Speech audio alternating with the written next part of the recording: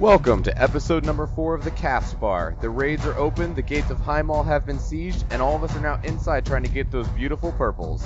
A poll was conducted on flying in Draenor, and we go over some of the fine points of the recent developer AMA. We go underwater to review a dungeon from Cataclysm, and we have a very special announcement. Thank you, and enjoy.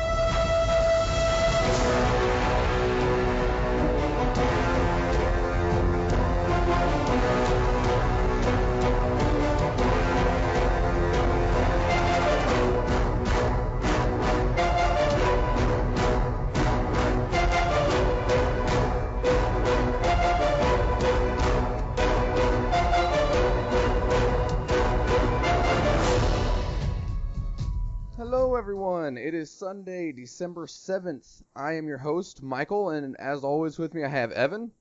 How you doing, Mike? I'm doing great, and Florian. Hey there. So, we have a whole new week ahead of us. What have you guys been doing? Well, I got into Highmaul finally this week, raided with my guild there. First raid as a new guild, first raid in the new expansion, and I have to say I'm really satisfied with everything we've seen so far. Did you guys start on normal or heroic? We started on normal like any sane person. I don't know if you need the normal gear in order to attempt heroic, honestly. Yeah, technically normal is supposed to be flex, and heroic is normal now. The difficulty, from what I can tell, they don't add any abilities between normal and heroic. They just change the numbers. Yeah, I guess if you're a really elite team like Method, I guess if they went in there and started just regular on heroic and skipped normal and geared up as they went along, that'd be one way to go about it. But you need a lot of coordination, a lot of really smart people, and some of the berserk mechanics might not have worked. Honestly, I'm not positive. So how far did you guys get? We got 2 bosses down. We got the Butcher, which is one of the first optional bosses, and we got Kargeth, which is the very first mandatory boss. Right. Some attempts on Tectis and Brackenspore, and we didn't have mechanics down too much. We had a couple pugs. It was getting hard to communicate, and then we went at it for 5 hours, and I think we had some pretty good success there and had a lot of fun, which is the main point. Did you get anything? I didn't get anything, no. Oh, okay. No, we had a personal loot. I did Kargeth a couple days before with a pug group, and thanks to the new flexible, flexible lockout system, I was able to go in with my guild the second night, do Kargeth again. Of course, I'm not eligible for loot at that point, and then Butcher, I just got some Abrogator stones. Right on. And what about you, Florian? What do you do this week? Unfortunately, not much of anything. I've been super busy with work, so not much time for a while. I actually haven't even had to check my garrison. I checked it this morning, and I found all of my work order piles piled up, in some cases through the roofs of the relevant buildings. And that's the beautiful thing about garrisons, though, that you don't have, if you don't have the time, you don't have to babysit them full time. Like we were talking about last week, where we were just devouring our resources and stuff because we were just almost doing them too much. Yeah, that's the great thing about it. It's kind of a good feeling coming back after several days off, and you starve for resources. I have so many resources, I'm not entirely sure what to do with all of them. And I think that was the main difference between when the expansion launched and how we'll go about things now. I mean, because I'm realizing now I have like 30 followers. I can't use them all. I got them all to level 100. I have like a dozen epic ones. And if you're like, I just realized how unnecessary it was for me to be as hardcore on the missions as I was. I was just like, I thought I needed to just really like make sure the missions were always rolling all the time. And it does, give you that benefit of the boost of getting them leveled up and, being able to grab gear from your missions and stuff like that. But now, after the expansion's been out a little while, and I have my character at level 100, and I can do the heroic dungeons, I'm realizing that it was really unnecessary to go that ham on the missions. I mean, I'm not sure I necessarily agree. I think the role of the garrison and how you use the garrison, what buildings are optimal, changes as you level up your followers, as you get more epic followers, that kind of thing. I can even imagine getting rid of my barracks and going just back down to 20 followers when I have 20 epic ones. I feel like I'll be able to do as many garrison missions as I really need to without all the excess. Right now, I just want to have the 25 followers. I want to be able to get as much success percentage on all of my high experience point missions, just to get everybody up to epic and get all those abilities rolling in, get a nice selection, and then choose the ones I need. there is one thing that has upset me about garrisons, and that is the rarity of the follower retraining certificate to re-roll your people. And the reason for that I don't like this is because, like, I was forced is a relative term, I guess.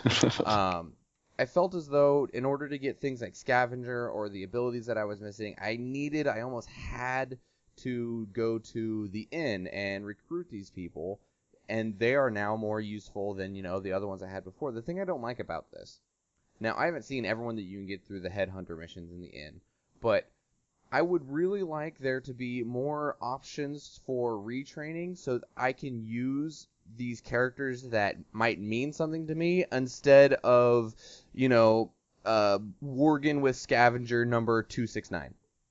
Right. I don't want to feel like I have to bench people like Admiral Taylor because they didn't get good traits. Right, and I think as this expansion goes on, we'll see a handful of these retraining certificates. I mean, personally, I have not seen a single one. I've probably run 200, 300, 400 missions. I've seen one, and it was wonderful. Like, I was super excited. The person I used it on, it worked great on. I didn't care that it was random. I just needed that person's stuff to change, and it changed into beautiful things. And even if it would have changed into less beautiful things, I would have been happy for the chance to have got something else. I just really don't like that I feel almost forced to get these just cookie cutter outline out of the factory followers when I would much rather have the ones that I experienced through questing or that have, lore purposes or stuff like that, because I enjoy those more rather than just seeing them as abilities and traits. I want to also see them as that they mean something to me. Right. I might have gotten lucky in that my scavengers I've gotten from the inn have kind of developed their own unique personalities. I've been lucky enough to get rare level followers from the inn both times. And, I mean, they're kind of carving out their own niche in my lineup, honestly, so I don't feel too aggrieved at lack of retraining certificates. Plus, I've gone after the epic achievement-related followers you can get, including Meatball and Leroy Jenkins, and I mean, that's kind of a bonus, so I feel like I have enough to work with right now that I'm not starving for a certificate, and I kind of appreciate the rarity. It should be like a pretty monumentous event when you get one, and I don't want to have them just a dime a dozen because people just re-roll a follower 2 or 3 times to get the specific, traits they want. I think we should be flexible and creative in working with what we got. No, I definitely understand. It's just me being grumpy because I want Leroy Jenkins to be awesome instead of some random panda from the inn. Ooh, my Crowman is awesome. Oh, man, Epic Mount and Scavenger. Oh. You are disgusting. But we have plenty of news, so let's get into it.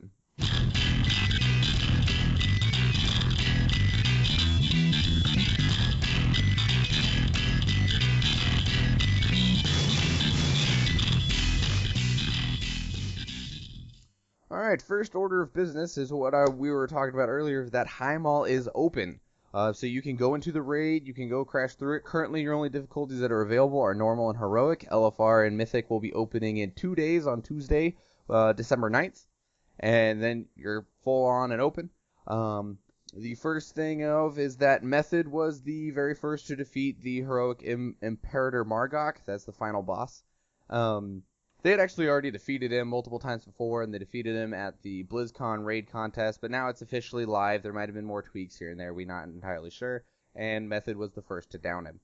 The thing that surprised me, now I haven't looked much at Highmaul or the encounters or anything like that, but the speed kill, quote unquote, from Method that got them the first kill on heroic Imperator Margok took them 43 minutes to kill one boss. This frightens me. And second place was 58 minutes and third was 63. It's an hour-long boss fight. Does he have an enrage timer? I guess not. A lot of bosses, almost excluding none, are built with some kind of either hard enrage, as in they go berserk and do 5,000% extra damage after 10 minutes or whatever, or a soft enrage where the mechanics, like for example, Phase 3 Garrosh, eventually there's going to be a weapon on every single square inch of the floor and you can't survive. So a soft enrage, hard enrage, evidently this guy has manageable abilities and you can just go at him ad infinitum if you want. Now, I know that the fight has multiple phases, but that sounds like, because initially I was just like, is that right? Is that how long it took them to do the whole raid? No, that was literally just the boss. And then this also feeds into that Highmaul LFR is going to be broken into 3 sections, and that the 3rd section is just the final boss. There isn't anything else. Right. And I realize that now because it's going to take you an hour to kill him. If that's like the norm, and not just Method being an elite group of raiders who are, doing a lot more with their gear than any normal person could, managing to beat it 20 item levels average below what it would normally be considered sane. If this is like the normal length of time it takes to beat that boss, I think that's actually really exciting because, I've played League of Legends in a normal 5v5 Summoner's Rift game. Takes about 45 minutes to an hour and a half if it goes on for a long time. And I can't imagine having all of that time spent in one, fight condensed on one boss. I mean, that must be a really complex fight.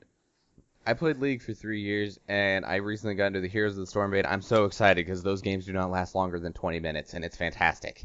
Because by the time a League game hits 60 minutes, I'm just like, I just want to break my face on my desk because I'm tired of being in there. However, Warcraft podcast. The only thing that concerns me about this, now, like, Garrosh was like a 25-minute fight.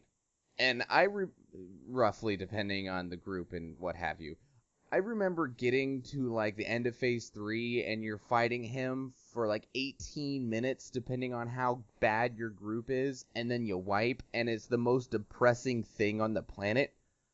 I cannot imagine fighting this guy for upwards of an hour, and then wiping. Well, just think of how many rebirths you have in an hour for fighting. That does not make it okay. Like, it just, like, on one hand, the idea of this, like, 45-minute, probably more like an hour to an hour and 15 minutes for a, group that isn't Method, fight is exciting on one hand, because it's like, man, that sounds long and epic and, arduous, but on the other hand, I'm like, if it's a 50-minute fight and we wipe on minute 45, I am going to rage so hard.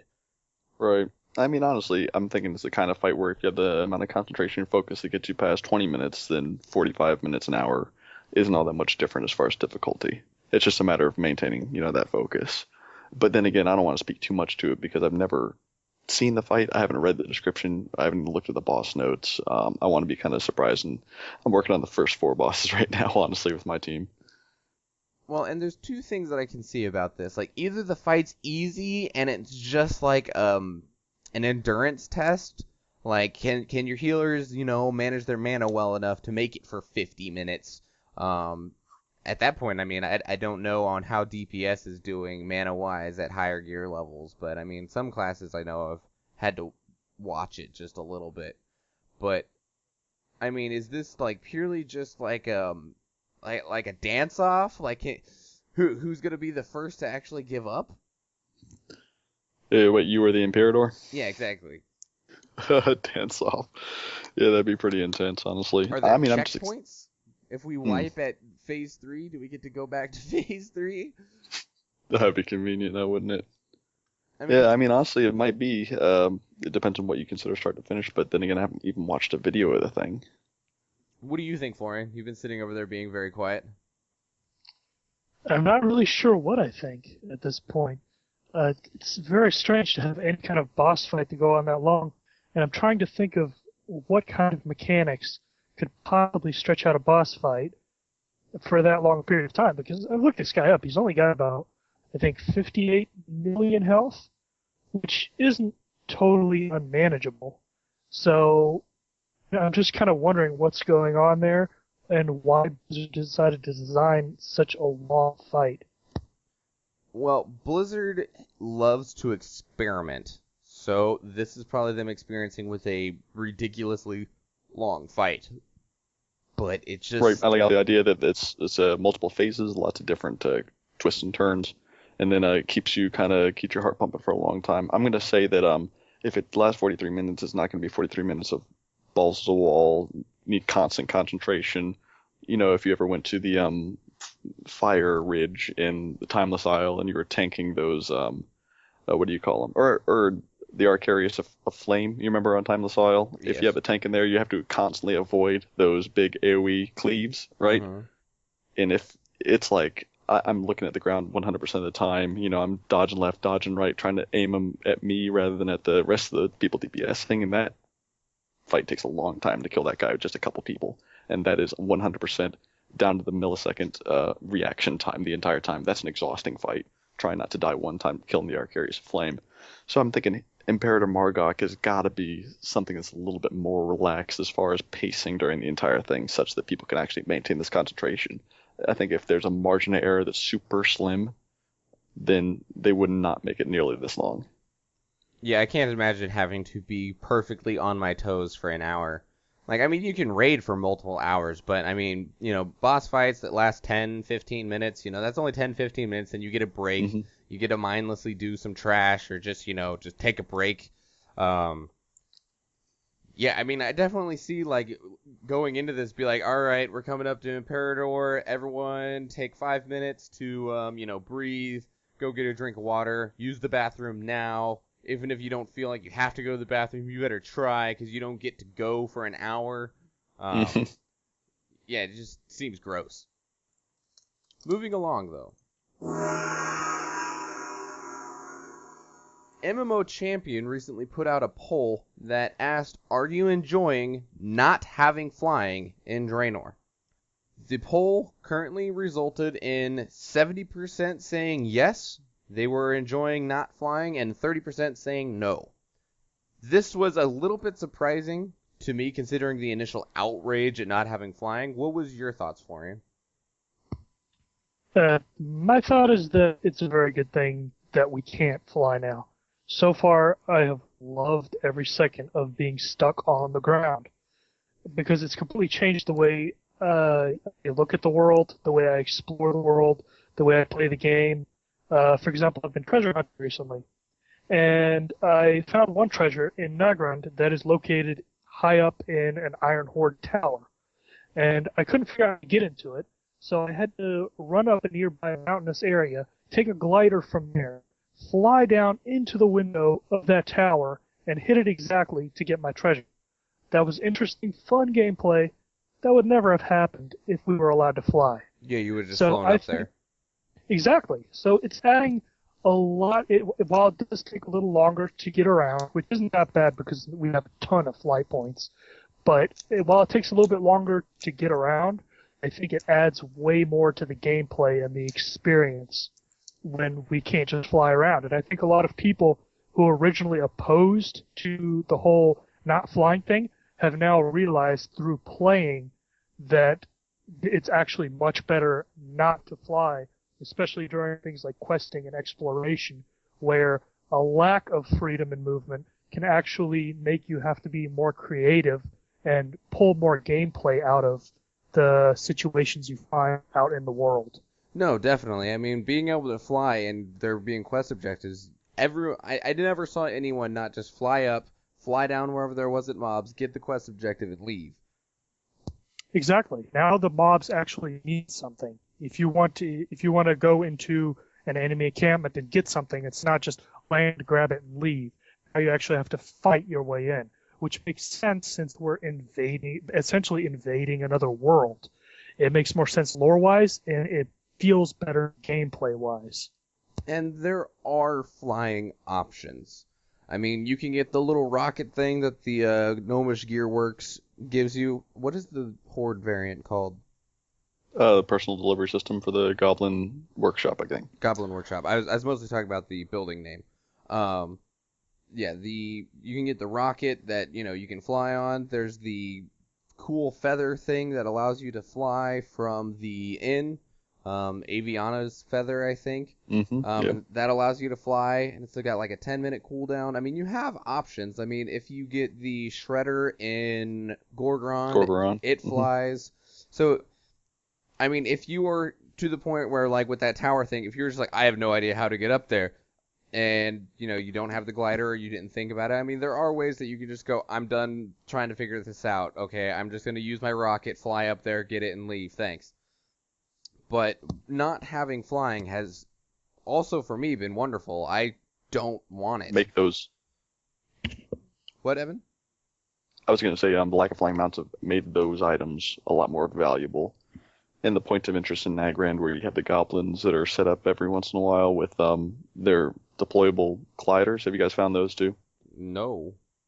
Yeah, if you go to a high point, I think there's a Saberon village about south central in Nagrand, and you can climb up a mountain. It's a pretty cool climb. You're kind of going over boards and things and going up little crannies.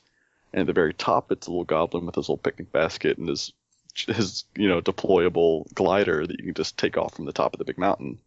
And then I used that to get to Abergar's fishing pole, that's down there on the side of a wall, a little ways down the lane there. And have you found the reel yet?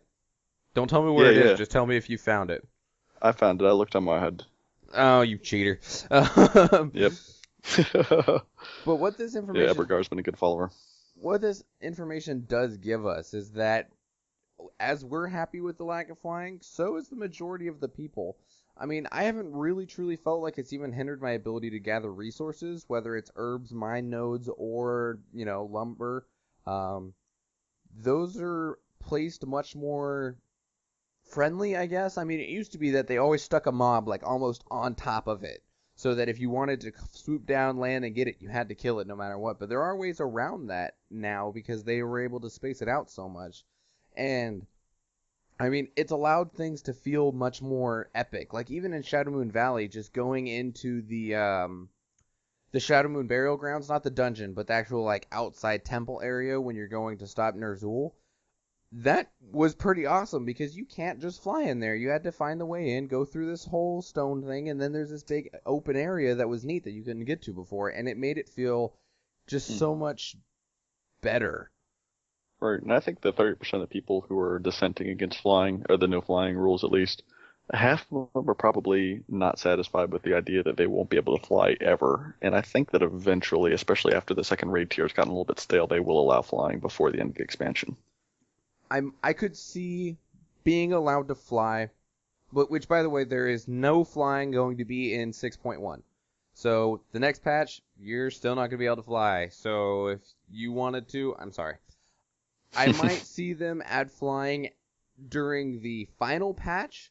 So on our final raid boss, whatever, whenever we get to the end of the expansion, whatever's going to be the final, 5.4 for Miss Pandaria, so whatever that ends up being number-wise for Warlords of Draenor, I could see them adding flying in that patch.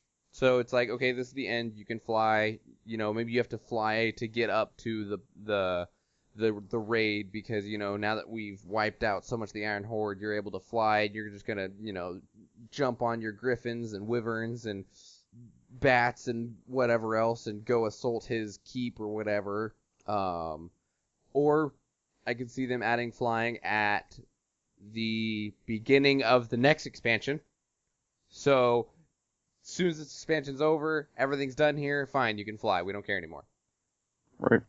Yeah, if they'll do it in the last content patch of Draenor, if they're going to introduce it in the pre-patch for the next expansion. That's the question, I think, if they do it at all. And I think they probably will. I think people will have quite enough time to find all the treasures, do their exploring, to, marvel at the wonder on the ground. But it's just like in the prefix expansions where they made flying available, for example, at level 90 in Mr. Pandaria. Now they make it flying in Pandaria available at level 85. Is that right?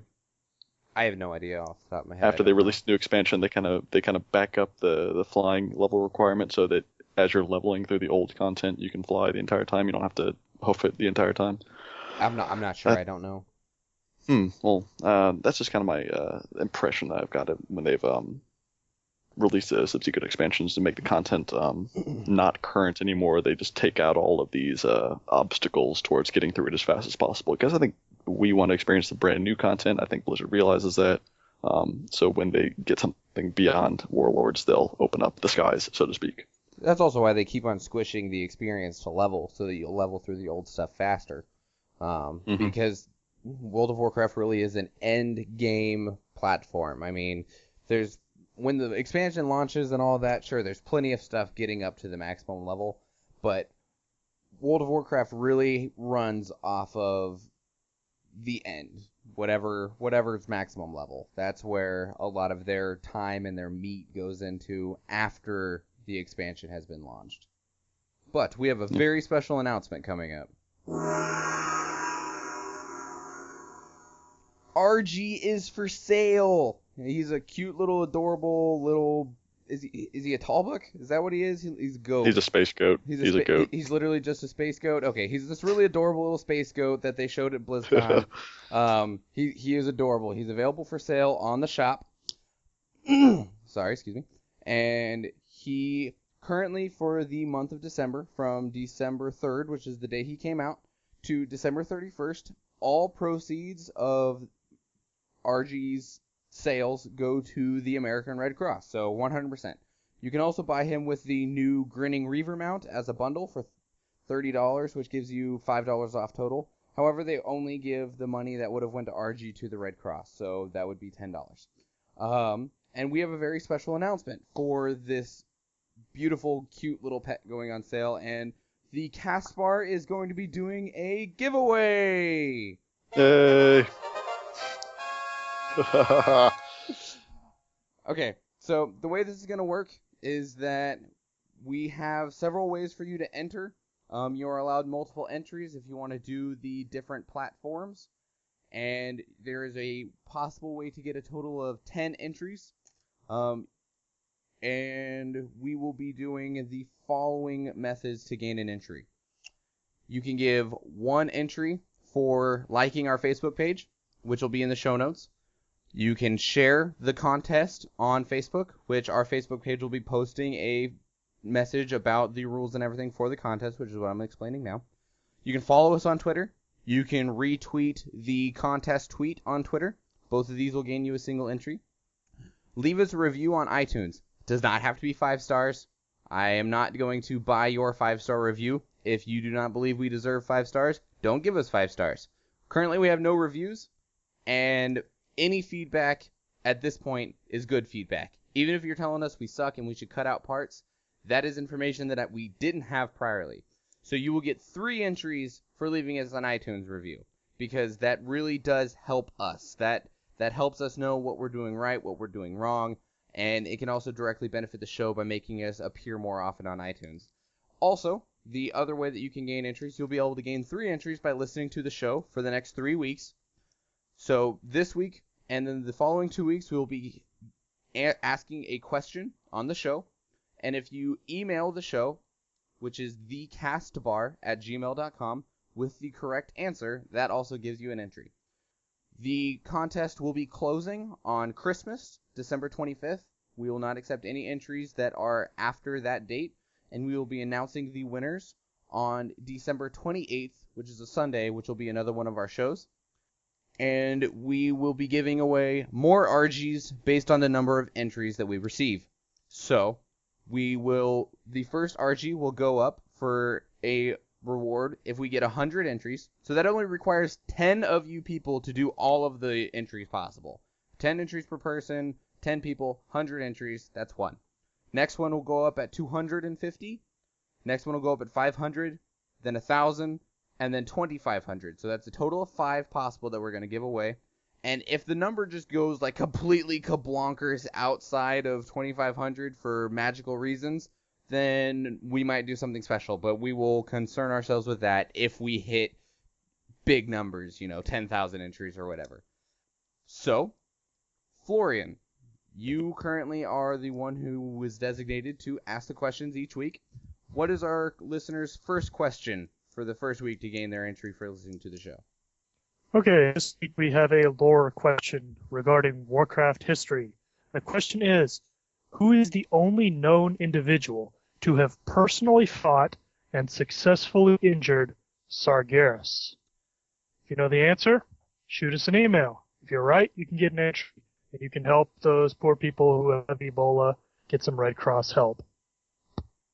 this is a way that we would like to really just do everything we can for both ourselves and the community, give you guys a chance at something. If you want to enter the contest and already have bought the Argi pet, then send us an email and let us know if you would still be okay with winning it and that you can give it to somebody else. We really wanted to specifically do the Argi pet because it does benefit the Ebola crisis through the American Red Cross. Evan, do you have anything that you'd like to add? I think the space goat is awesome looking. They put a lot of work into texturing this pet.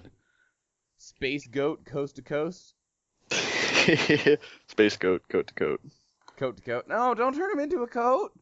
He's too cute to be a Fur coat. coat. Oh my god. Yeah, I mean, I think this gives a corgi a run for his money as far as cuteness. Other than that, though, there's nothing else to the giveaway. We'll be announcing it each week. Not to this extent. This is the first week, so it was a little bit larger of a announcement. We will probably just touch on it and give the Facebook post is going to also have all this information, all the ways that you can enter.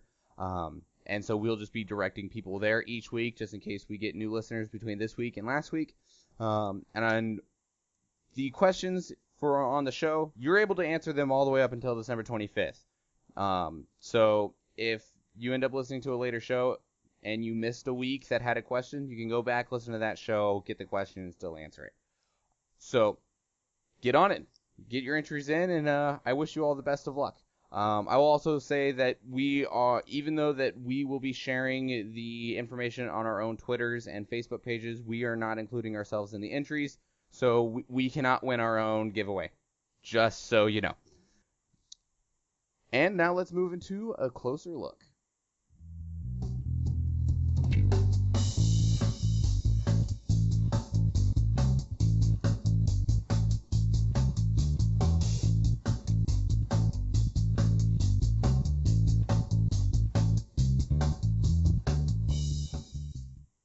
Welcome to A Closer Look. A Closer Look is a section that we do that we take something and break it down a little bit farther. We really get into the meat of whatever topic it is that we choose for a closer look.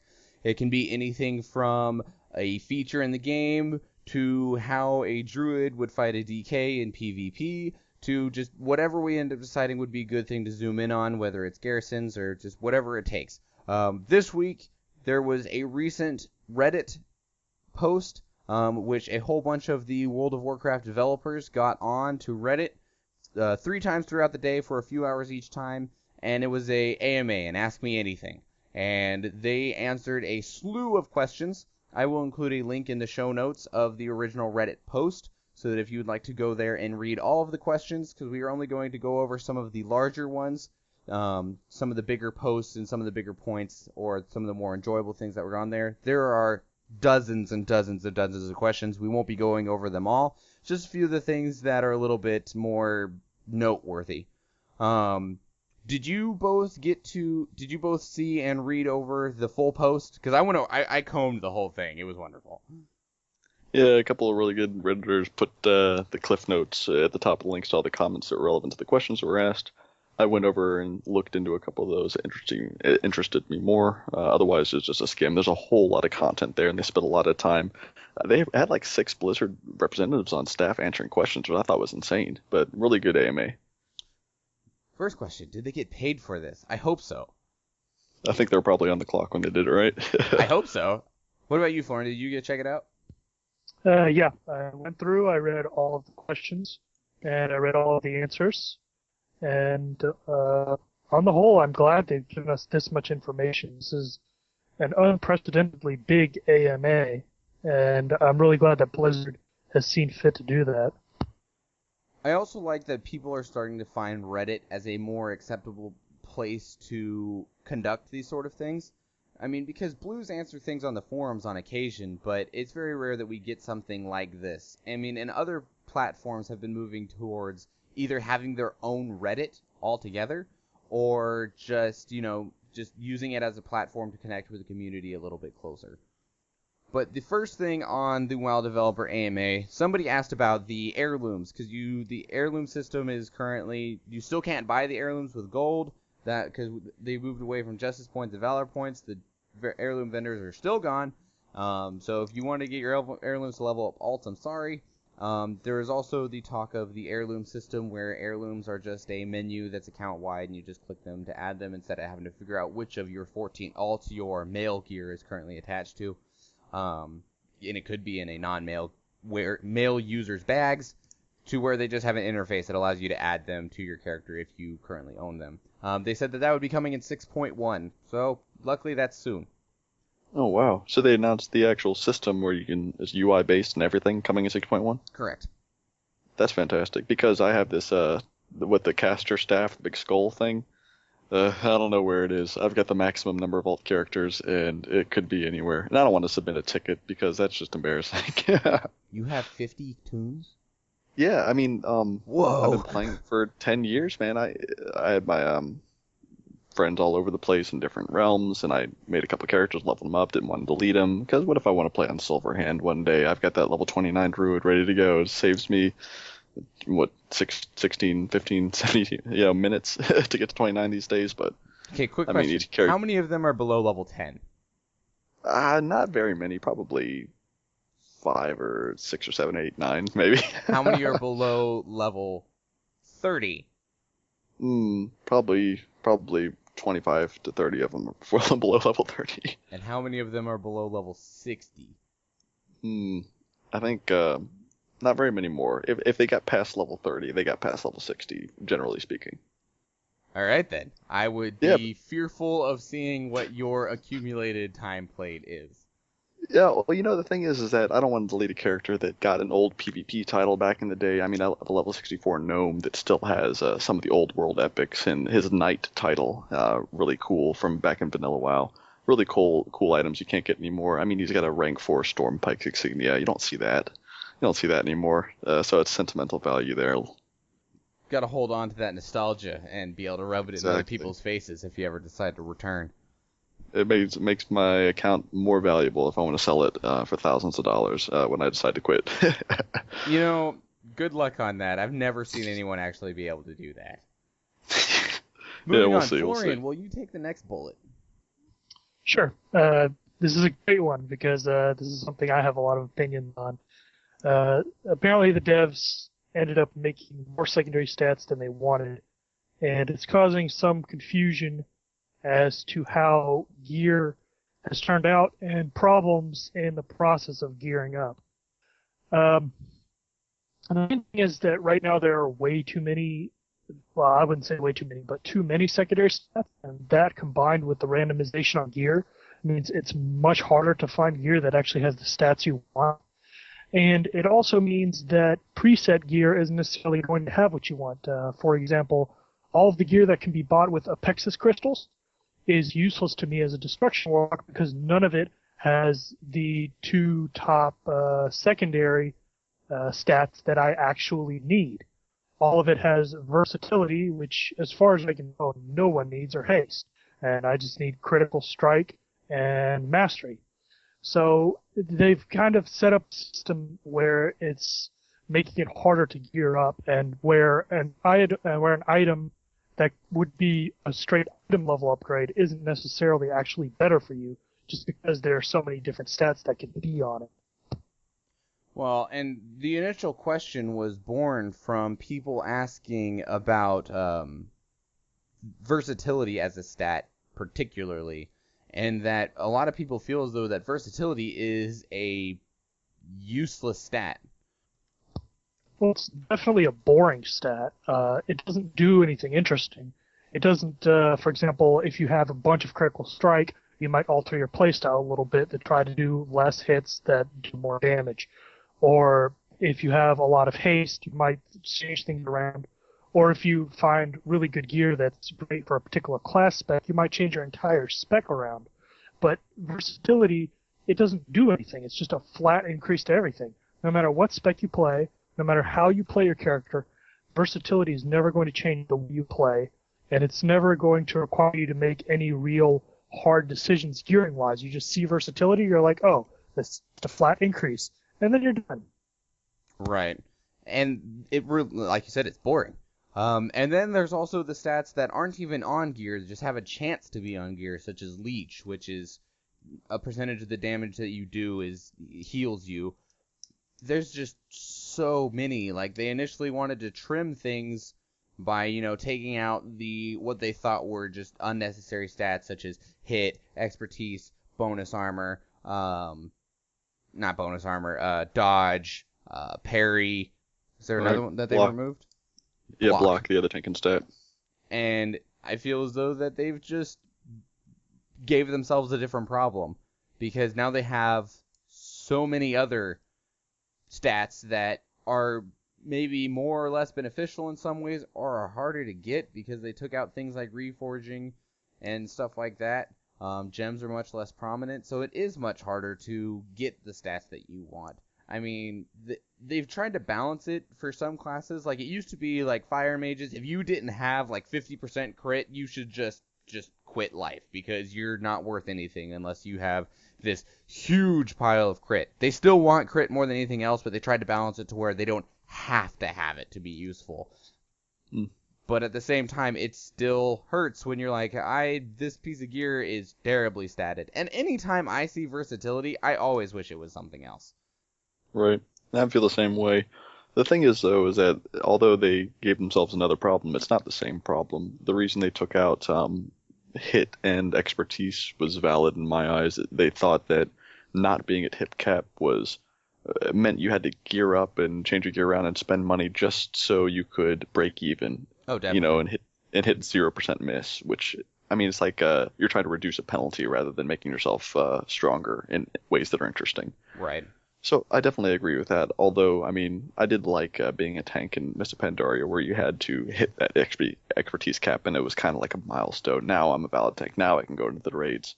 But being able to go into the raids with whatever gear I had on off the bat is a little bit more, I guess, I don't know. It's less satisfying, but a little bit less of a headache, too.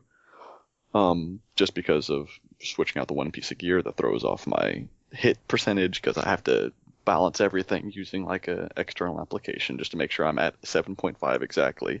And if I was at 7.8, that was a waste. If I was at 7.4, that wasn't good enough. So I really appreciate the removal of reforging, the removal of hit and expertise. No, however, definitely. The work involved with getting a new piece of gear was lame, is the best word I have for it. Yeah, but I agree with Florian too, is that if you're like a rogue and rogues going after haste, I forget which spec rogues like a lot with the haste, but it seems like they're all about that haste. I mean, yeah, it's hard to stack that haste anymore. I'm like, if you look at the heroic boss loot tables, it's like they drop 10 different types of pants, 10 different types of belts per boss, because they have all the different mixes of stats. I'm thinking the only thing I can come up with as an explanation is that they want us to come into our kind of limelight as like the boomkin with all the mastery or the rogue with all the haste at the end of the expansion. They don't want us to be able to stack all the haste we need and be overpowered now. I think they want us to have like a mix of everything now. Well, and they also wanted to implement, like, with the bonus, you're being able to have a, socket on it, or a bonus stat, or both, or all of those different things, or being Warforged. That was their way of incentivizing you to keep running the same content. Because It's like, oh, well, I literally have nothing that I can get off of this boss. I don't want to do him. But now, I mean, unless you've already gotten that, heroic Warforged with a tertiary stat and a socket, which that is possible. I mean, it is a very slim chance of getting all three of the technical bonuses, but you can get them. You could still technically get an upgrade from the boss. Right. I mean, we had heroic Warforged in Mr. Pandaria rating, and I guess you'd have to ask a serious raider to spend a lot of time in the content, because I certainly didn't. If it was rewarding to keep running the same content just to get the Warforged set, It really just depended on the piece of gear. I mean, it was specifically with Siege of Orgrimmar, like with the Amplified trinkets, you wanted the Warforged version because it did give you like an extra percentage. Right. But it's just a matter of, are these people feeling like they're being forced to run heroic dungeons or heroic raids because the gear they have, even though it's heroic level, it isn't heroic Warforged level, or it doesn't have the tertiary stats. Do I want to feel like I'm forced to do it because my gear isn't as good as it could be, or do I want to feel like it's a nice bonus when it does happen? Because I have all my heroic dungeon gear right now, but I know that I could run some more to replace some of my 630 pieces with 636 pieces. I know I could keep running them, keep just grinding them out to try to get those tertiary stats, but I don't feel like the effort is worth the value. So I think that the tertiary stats are just valuable enough to be a nice bonus and a nice surprise when they pop up, but they're not so valuable that I feel like I need to pour hours and hours into running the same old content over and over when I've already got the gear from it. Right, and they are predicting that they're going to do more changes in the future to stats because they liked what they did initially, but it didn't pan out the way that they wanted in the end. And, I mean, technically, we're not even to the end yet. So, I mean, we might see even more problems as people get more gear and we get farther into the expansion.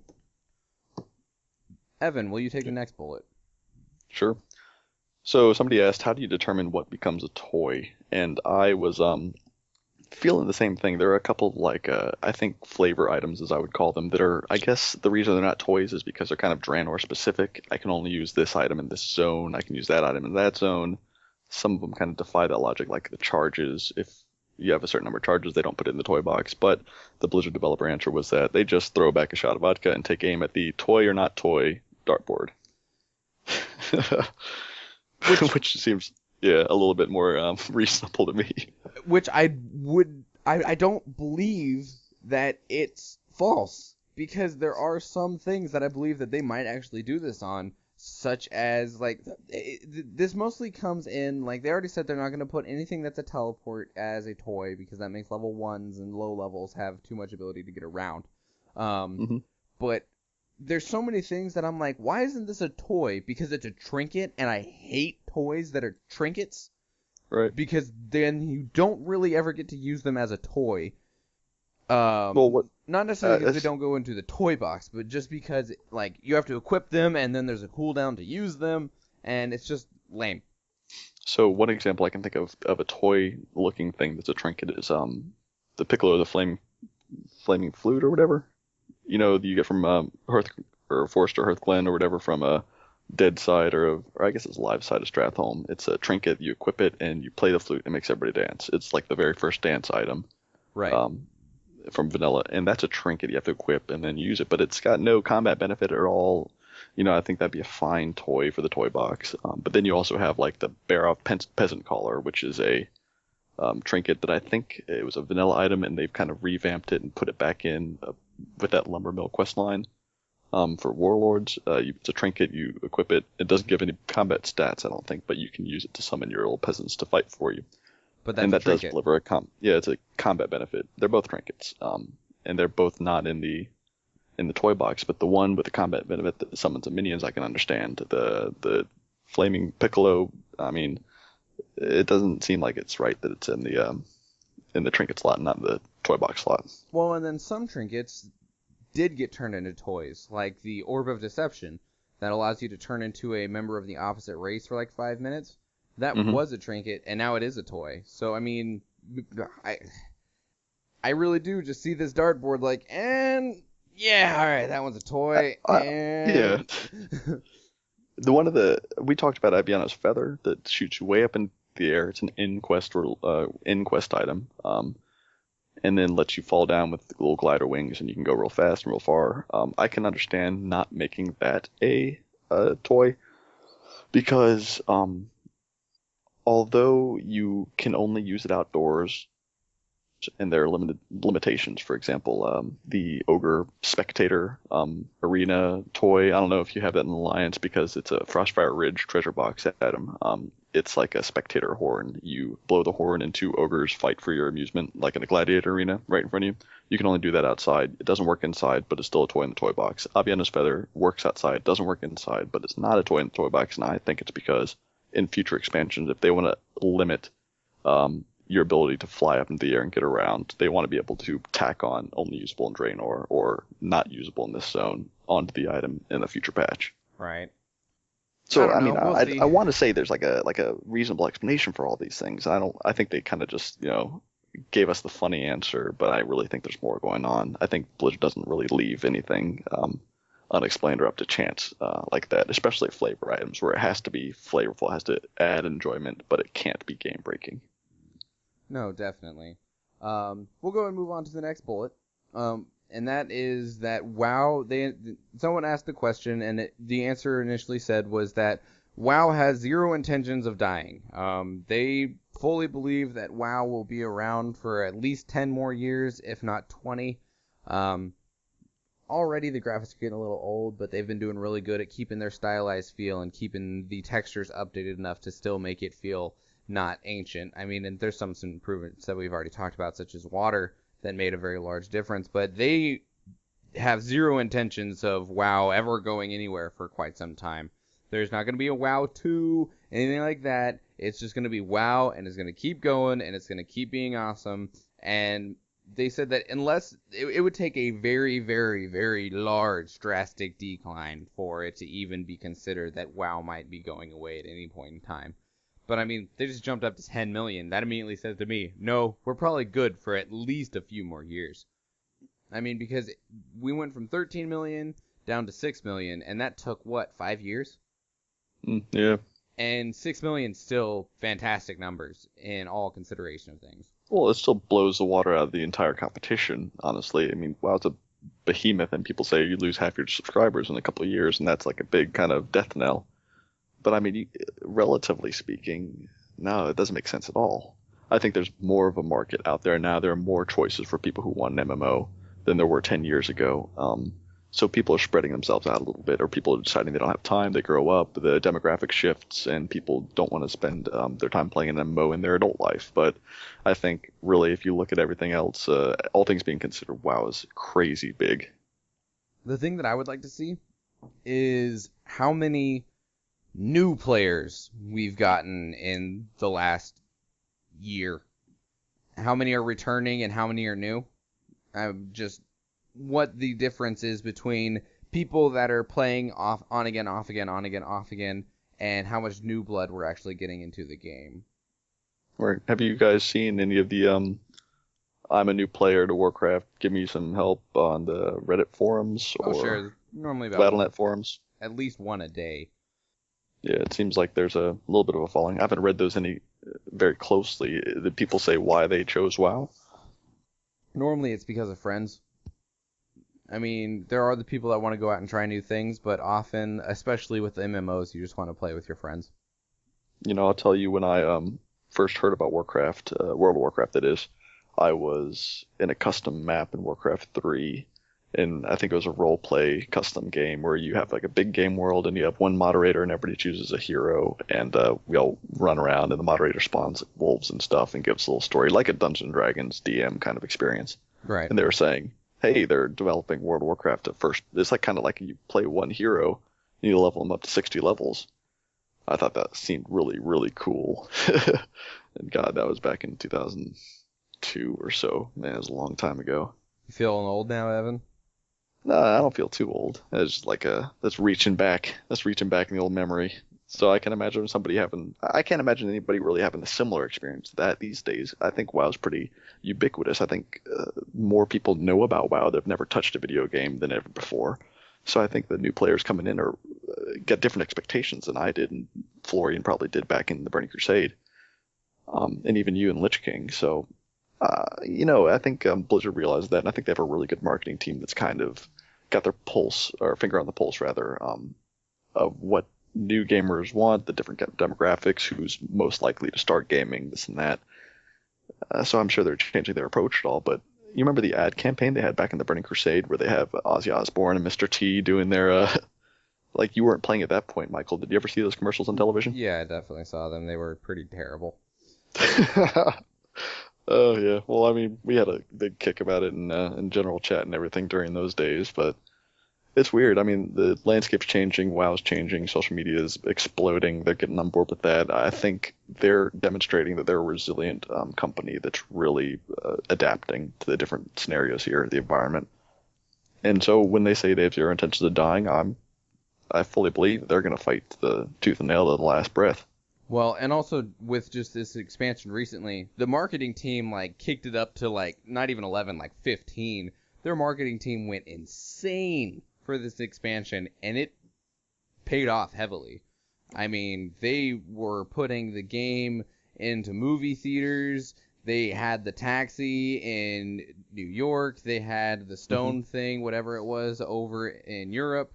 They were just pushing, and they had good advertising. Not just a lot of it, but it was also very good. And it built up a lot of awareness, and it just really just pushed the game. And it could be a lot of attribution to the huge influx of players purely because of the success of the marketing team. I think they're probably patting themselves in the back right now. So let's hope that they can keep that going, though. Florian, will you move on to the next bullet for us? I will.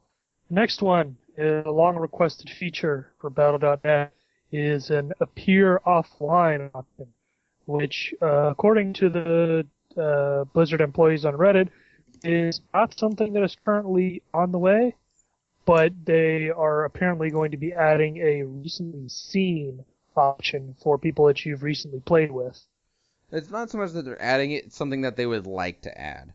And that's just because I didn't copy the post exactly. The thing that I immediately questioned is that there's a team that works on nothing but Battle.net. Like, it is their job to work on Battle.net, make sure it's functioning properly, input features for it. There's a small little group of people that is what they do. The Battle.net, whatever, as a whole, that is everything that they do. And they said that Appear Offline isn't coming because there's more important features on the way. What features? It's like a chat client to me. Like, I realize it's a little bit more than that because, like, it, you can broadcast across it, and, it's how you technically pull people from one realm to another, and it connects across the games and all of that.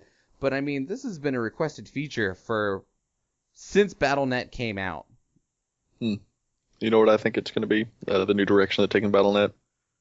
I think that right now it's kind of like an integrated instant messenger system platform. I mean, they've certainly upgraded it with the friending and being able to invite people in different groups, and looking for group system as it stands right now is a big new thing. But I think it's going to move away from instant messenger and move towards social media. I think we'll be able to do blog posts, share screenshots, status updates, that kind of thing, discussion boards. They might integrate the forums entirely into the client rather than being on a website. That might be a little bit drastic, but as far as being more Twitter-like, more Facebook-like, I think that's coming. I think that's a clear direction they ought to go. Make it more of like something to where you can talk to and connect all your Battle.net people like from your phone. Yeah, exactly. They want to integrate it with technology. I mean, we have the Armory app, which is a step in that direction, getting some phone integration in there, but then making it multi-platform with the different games, StarCraft and Diablo, and Heroes of the Storm and Hearthstone, Yeah, I can see, like, people post the broadcast statuses, right now, if they want to find somebody and broadcast to all their Battle.net friends if they need a healer for Highmaul or whatever. But I can see having little individual pages where you can set an icon, share screenshots, post status updates, little blog things so people can look at your history, that kind of thing. That sounds terrible. Yeah, I mean, terrible to us because change is scary, but honestly, if you're looking at where everything else is going in the world today, I mean, you can tweet from your refrigerator these days. It doesn't make sense that Blizzard wouldn't get on that. I know, but at the same time, I mean, there's already all these other things that do that. I mean, Twitter is a thing, Facebook's a thing, forums, Reddit, all of these things already exist. Why just add another one? Especially when they already have support for, like, just build your own guild website and guild forums and all these different things. Why build another communication option that... Yeah, I thought that integrating the forums into your Battle.net client would be gigantic for one, and two, a little bit unnecessary. But as far as just being able to post some tweets, shout about how happy I am to get, Mimiron's head to drop, but not have that overshadowed by the fact that I need a healer today and lose that status update as my broadcast message, that kind of thing. Just a little bit of, just a little bit more functionality there. I'm sure that's what they're working on. I don't like it. Well, maybe you'll like it after they roll it out. Evan, what do you think, Florian? Are you good with that feature? Do you think they're going to go more social media? It seems like the kind of thing that would be likely to happen, especially with trends going as they are now. Personally, I don't know how I feel about it. I feel like Battle.net already has plenty of social features, and I specifically feel like that's a weird thing to set aside something as simple as an appear offline option for, because appear offline it's kind of basic functionality for any kind of chat client or social media, and that goes double for a video game client, because maybe I just want to play a little Diablo and I don't want to talk to anybody and I just want to be left alone. I can't do that with Battle.net, because as soon as I go online, all my friends see that and they're like, oh, I'm going to go play a game with Florian. Right. The only thing that I think, because it's not a simple messenger, since it does connect across multiple games and also connects people to groups and stuff like that. So, I mean, they might be running into a problem of appear offline. I think there'd be plenty of people that would be happy if they could just turn it off, but I think what they're trying to develop is a way for you to still interact with people while appearing offline. Like, if I could just turn Battle.net off some days, I would, but you can't. And there's days where, Battle.net is unavailable, and I'm like, oh, this is wonderful. Battle.net's unavailable. Nobody can talk to me right now. This is nice. It's just silence. I right. don't... So, I think a good analogy would be like if you're remodeling your entire kitchen and you have everything stripped and gutted, like they might be doing with a brand new Battle.net, client system from the ground up redesign, and your roommate or wife or husband walks in and says, "Hey, can you put a window in that room right there?" And you say, "Well, I can probably design a window into the whole remodel, but it'll be a while before I'm done." And they're insisting, "No, I just want to look out to the backyard right now. Just punch a hole in it so I can look into my backyard for the time being." And Blizzard's saying, "No, I mean, yeah, that would be a quick, easy, dirty fix, but it's going to mess up my progress of the remodel. Why don't you just be patient?" I think that's kind of what they're telling us, which would lead me to believe that they're doing kind of a relatively massive redesign. I also see a complication of okay, so you are pulled into a realm from somebody else because you're connected to them by Battle.net, and then you appear offline. Well, maybe the functionality of how Battle.net works would make that group drop. Maybe they do a lot more through Battle.net than we realize, and stuff like the Dungeon Finder brings you all together via connecting your Battle.nets together, or Raid Finder, or maybe there could be a lot more functionality that is implemented that goes through Battle.net to create groups, to put you in dungeons, to do anything like that. It could even be involved with just connecting you from one zone to another. There could be so much more to this than we realize, and that would lead to the complication of that an appear offline function would essentially turn your connectivity off. Yeah, I'm thinking it's just a heavily integrated system. If they're not building it from the ground up to be completely new with all sorts of, Twitter functionality, then maybe it's just a more complicated problem that the users are getting, giving credit for. Moving along, though, they said that there's not going to be any scenarios in Warlords, not like the ones that we had queued up for in Miss Pandaria. Okay. Scenarios seemed like a very big experiment to me. If we don't have them, that's fine. Yeah, I mean, let's be honest, they were just Valor grinds anyway. Mm-hmm. Next one is...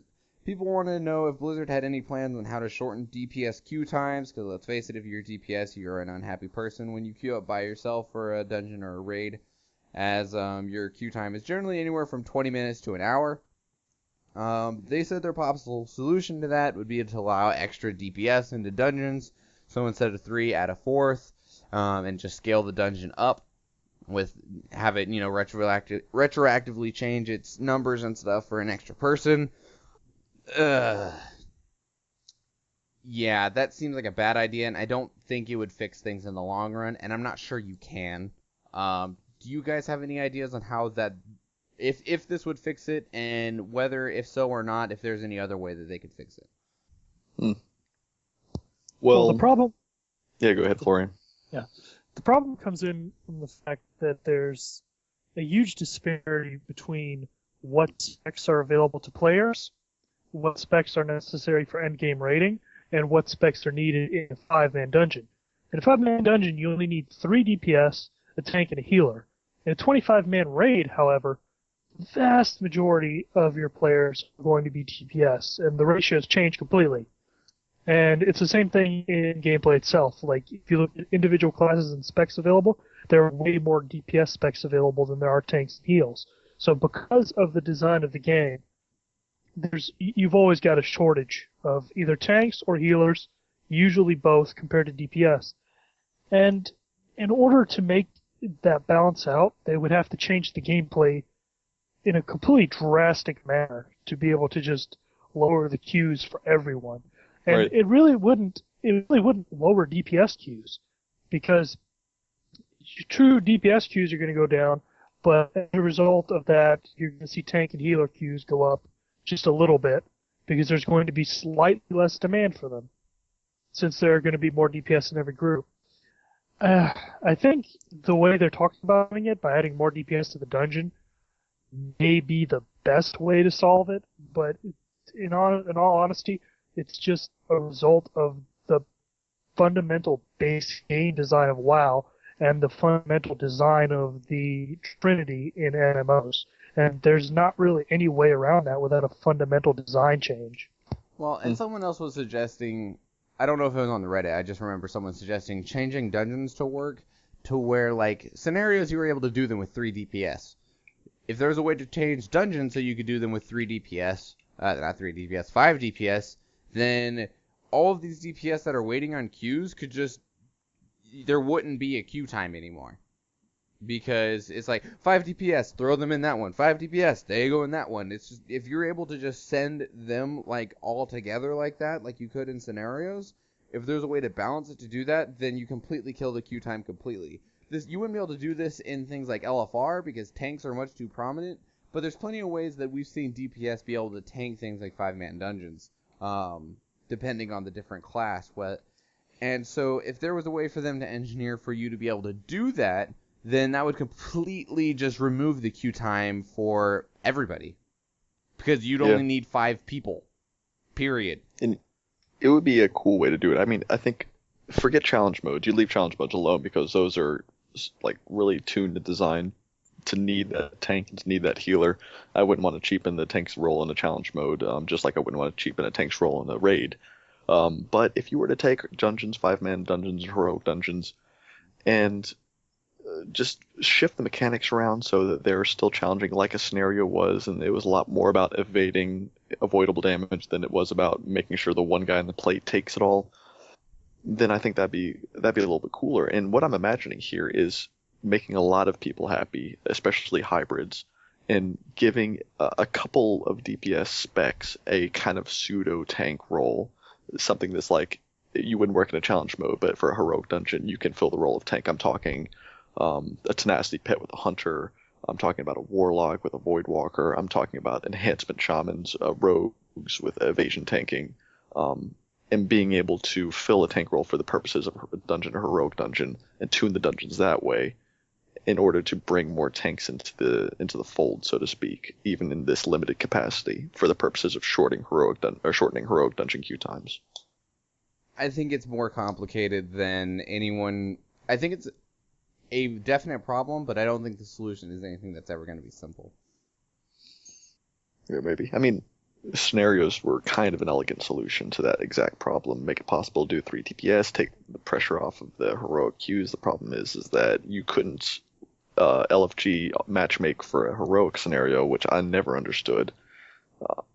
They just think it's too hard to pick up. You gotta understand. I don't know. And maybe that's something of why they didn't put scenarios into Warlords. We'll continue on, though, because we got plenty here. Someone asked about alchemy and how, well, I was talking about it last week, alchemy seems to have been one of the most butchered professions. We can make a few little toy potions, the 20-second big stat boost potions and flasks, nothing else. We can make a Philosopher's Stone, which is for us only, so we don't have any gear that we can actually upgrade or sell or anything like that. And we don't have transmutes. So I have all these Sorcerous Earths, and I literally can't use them. I have Sorcerous Airs. Can't use them. I use Waters and Fires. They did say that alchemy is something that they were looking at, and they did already have updates planned for it, and that they'd be announced soon. So huzzah! Maybe I'll get something awesome to do for me soon. Something that somebody else has been calling out for ever since transmog came out, Diablo 3 has this transmog system where if you have ever held the item, or maybe you have to, no, you just have to have had the item. It goes into like this transmog bank, and you can sell the item, destroy it, salvage it, whatever, get rid of it, and you can always transmog it because you have had it before. And that is wonderful. People have been calling to be able to do that in in just WoW in general. So, if I've ever held the item, can I just put it into a transmog bank? A lot of people wouldn't even care if they destroyed the item in doing so. Mm-hmm. Just, it enables you to not have all of this bag space held up by transmog items, because some people have, even now after the changes, they still have both slots of void storages filled up with transmog gear, and a humongous portion of their bank filled up with transmog gear. And me personally, I normally pick a transmog, stick with it, and move along. I know people that change their transmog every day, every week. Yeah, fantastic. I can imagine a really improved dressing room interface to deal with that too. So I don't have just like a pseudo bank, and I'm still I can't tell the difference between that boot and those boots. Just like a scrolling, click the right button, just like the barbershop. Honestly, zoom in on your character a lot more than the dressing room currently allows. That kind of thing. I think that'd be a cool change. And I think between the reagent bank, which incidentally I'm starting to feel is not large enough, the reagent bank, the void storage, and the heirloom tab, and if they add this transmog system, I think at that point we should be good on bag space. I would hope. Evan, next bullet, please. Let's see. Talents are looking to be changed / updated frequently with feedback and data. Now, are they talking about just in Warlords? Are they talking about moving on in general in the future? They were talking about moving on in general in the future. Somebody asked about talents and if they felt that they were where they wanted them to be, because some talents are so much more useful than others. And they said that essentially talents are really hard. They like the talent system as it is because it doesn't force you down any path. And there's multiple ways to play different things, but some talents are just readily better than others or better in different situations, and they're trying to find that balance. They did a whole bunch of talent changes in Warlords, and they plan to do more in the future just to try and make it where they realize that everything can't always be perfectly balanced against everything else, but they would like to get it as close as they can. Right. They have a big challenge balancing the talent system with the glyph system. How do we want to allow the players to customize their abilities and still make, like they repeat ad nauseum, really important decisions that are not, no-brainers, like challenging decisions that add fun to the gameplay. So I'm glad that they are looking back at the talent systems. There are a lot of changes that aren't optimal right now. I'm looking at shamans especially. But, as far as changing the system entirely, I can imagine when you get to a level 110, 120, level 200, 6 expansions from now or whatever, being able to have you have 20 rows of talents. I think that's a little bit too much. So I can imagine them going out and spacing it out a little bit. And if you say you got a talent every 50 levels or so, but had a lot of really cool flashy effects or really cool rewarding gameplay alterations for the talent changes, I think that'd be a really cool balance too.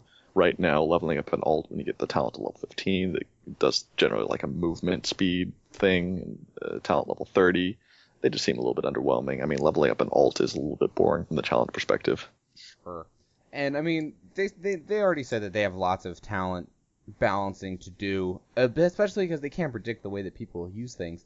For instance, my Shadow Priest, one of our level 100 talents is Clarity of Power. It makes all of your single target damage, essentially, do 40% extra damage if you don't have any dots on them. And one of our basic thing about Shadow Priest is we put a lot of dots on stuff, so your other spells will do more damage if you're not using dots. It also makes one of our signature spells not have a cast time, be instant, and have a lower cooldown. And what people have actually started doing, and this is one of the most prominent strategies, is that they're doing the regular rotation and everything with the dots and all of that stuff, and they're taking the talent purely to make that ability be instant cast and on a lower cooldown. Oh, yeah. And just ignoring the don't put your dots on it to make them do more damage. And stuff like that was not what they originally intended, and so they're trying to balance stuff like that out and figure out how they should fix it, if they need to fix it, and stuff like that. Talents, I love the new system, but they're very interesting. And we'll just see where they go forward from here. They also somebody asked about garrisons and how they were going to be using them in the future. They said that they're watching garrisons very closely on how they want to move forward with them, both in patches and future expansions. They already said that they have things that they're going to do to your garrison, for your garrison, with each patch. So as the expansion moves on, so will your garrison. Whether that means more plots or another tier of your garrison, I don't think that one's going to happen. More plots might. Who knows? But they said that there's going to be ways that, your garrison continues to grow as the expansion goes on. And that they are looking at the feedback of garrisons to see if there is anything from them that they can move on to next expansions. But that is much farther away than they're currently looking at for development purposes. They have much other things, much larger things on their table than what and if garrisons are going to do in the next expansion. They are trying to make a way for garrisons to be more friendly to alts, because the grind on an alt is exactly the same as the grind on your main, and the very first, garrisons are pretty rough up until about you get your level 3 garrison and get everything up and running. There's a lot of work and a lot of upkeep involved, and there's a lot of strain on resources. Right. Thankfully, though, is that the achievements to get the level 3 blueprints for a lot of buildings are account wide. Right. So you don't have to mine every day for 6 weeks in order to get the level 3 mine on your alt. Every alt you want to level, But at the same time, I mean, the mine to get to level 3 costs so many resources, and it's hard to get resources, especially initially. Is it difficult to get resources? And so they were talking about possibly finding a way for you to share resources across garrisons, which that sounds glorious. Or being able to send them, or just they're trying to find a way to make garrisons more friendly to alts. Do you guys have any ideas on what else they could do besides just garrisons being account-wide, Florian? Well, that's exactly what I was going to say. Garrisons should be account-wide. I haven't leveled any alts through Draenor yet, but I have been putting it off mostly because I don't want to go through all the effort of setting up an entire garrison, setting up an entire set of followers, gearing up all the followers, mining all the mining nodes, herbing all the herbing nodes, which once again is going to be a daily thing that'll have to be done on multiple alts. Unless they make drastic changes to the way the garrison works, including the garrison gathering and the followers, this is going to be a very painful expansion for people who want to have a lot of alts, especially if they want to get the maximum benefit out of each alt's garrison. It's going to take a massive amount of time just sitting around in the garrison doing garrison things rather than being out in the world adventuring the way World of Warcraft is intended to be. Well, and they didn't initially say that garrisons should be account-wide, just the resources, which would make it much easier. I mean, if you have, 5,000 resources on your main, and, you can't use them because you've already built everything and all that stuff, then all of those resources can be available for an alt, so you don't ever have to worry about the cost of building things. And then I could also see them, removing the gold cost on a like a level 3 garrison. It doesn't cost you 5,000 gold if you already have a level 3 garrison, because I know there's a lot of gold available in the expansion between questing and all of that, but that'll add up depending on the number of alts you have. And gold isn't account wide, and if I have all of my gold on Proudmoore and I want to make my level 3 garrison on Wormrest Accord, I can't just send that alt money. And that's something that, is part of me playing across multiple servers, but at the same time, it's that's rough. That's painful. We'll move on to the next bullet. I don't know what they can do for garrisons though, besides just making garrison resources account bound. They have. It's not technically an official announcement because they said it's not really on the table, but maybe kind of sort of, because Blizzard doesn't really always like to give the hard yes, hard no's. There's not going to be a garrison app. Everyone's been wanting one, and they said no.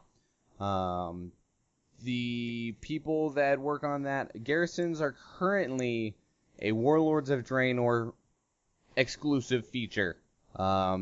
While they might look into how to bring stuff like garrisons into next expansions, they currently don't have a plan for it. So they don't want to put the time, effort, and resources into developing a garrison app when the garrisons won't technically be permanent. I mean, like, they put the auction house in there. Auction house is permanent. It's always there. Every expansion, is there still the auction house? There are ways to run your garrison without having an app for it. I forget what there's plenty of things that allow you to access your computer from your cell phone.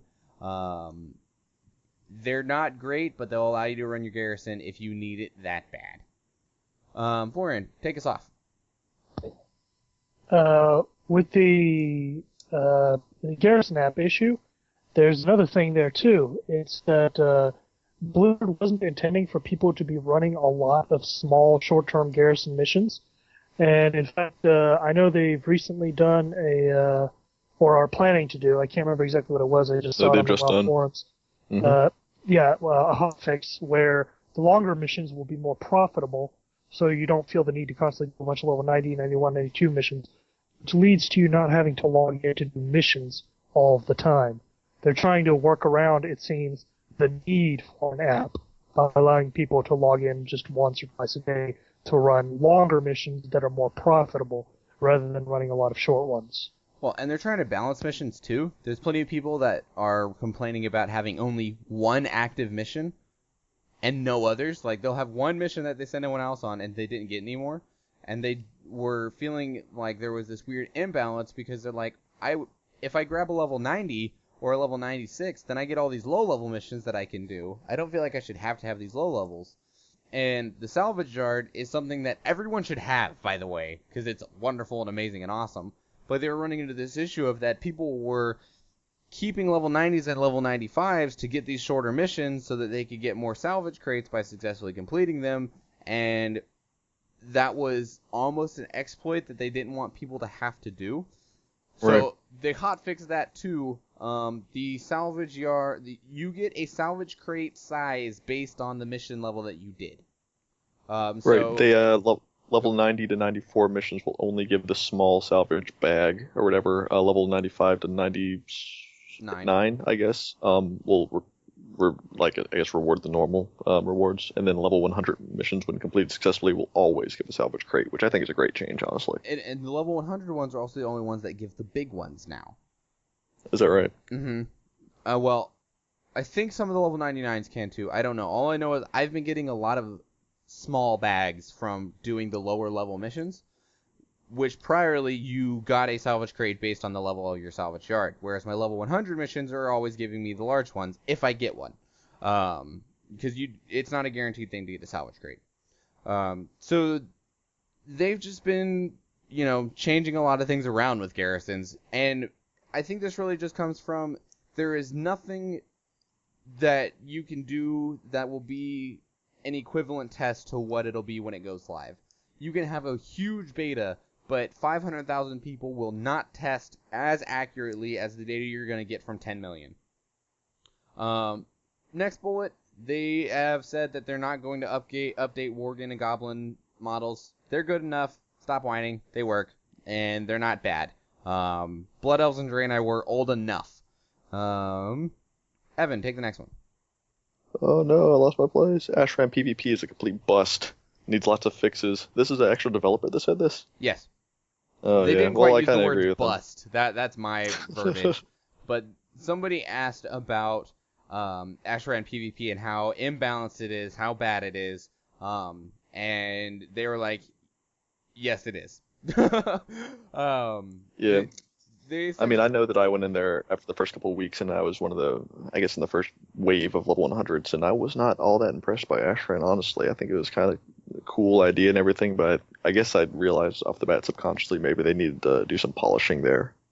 Well, and like everyone just fights down the main road. It's just a back and forth tug of war, and normally it's horribly imbalanced on one side. One team is wrecking, and they said that they've just needed to do a whole bunch of work on Ashran because they ran into problems that they didn't expect.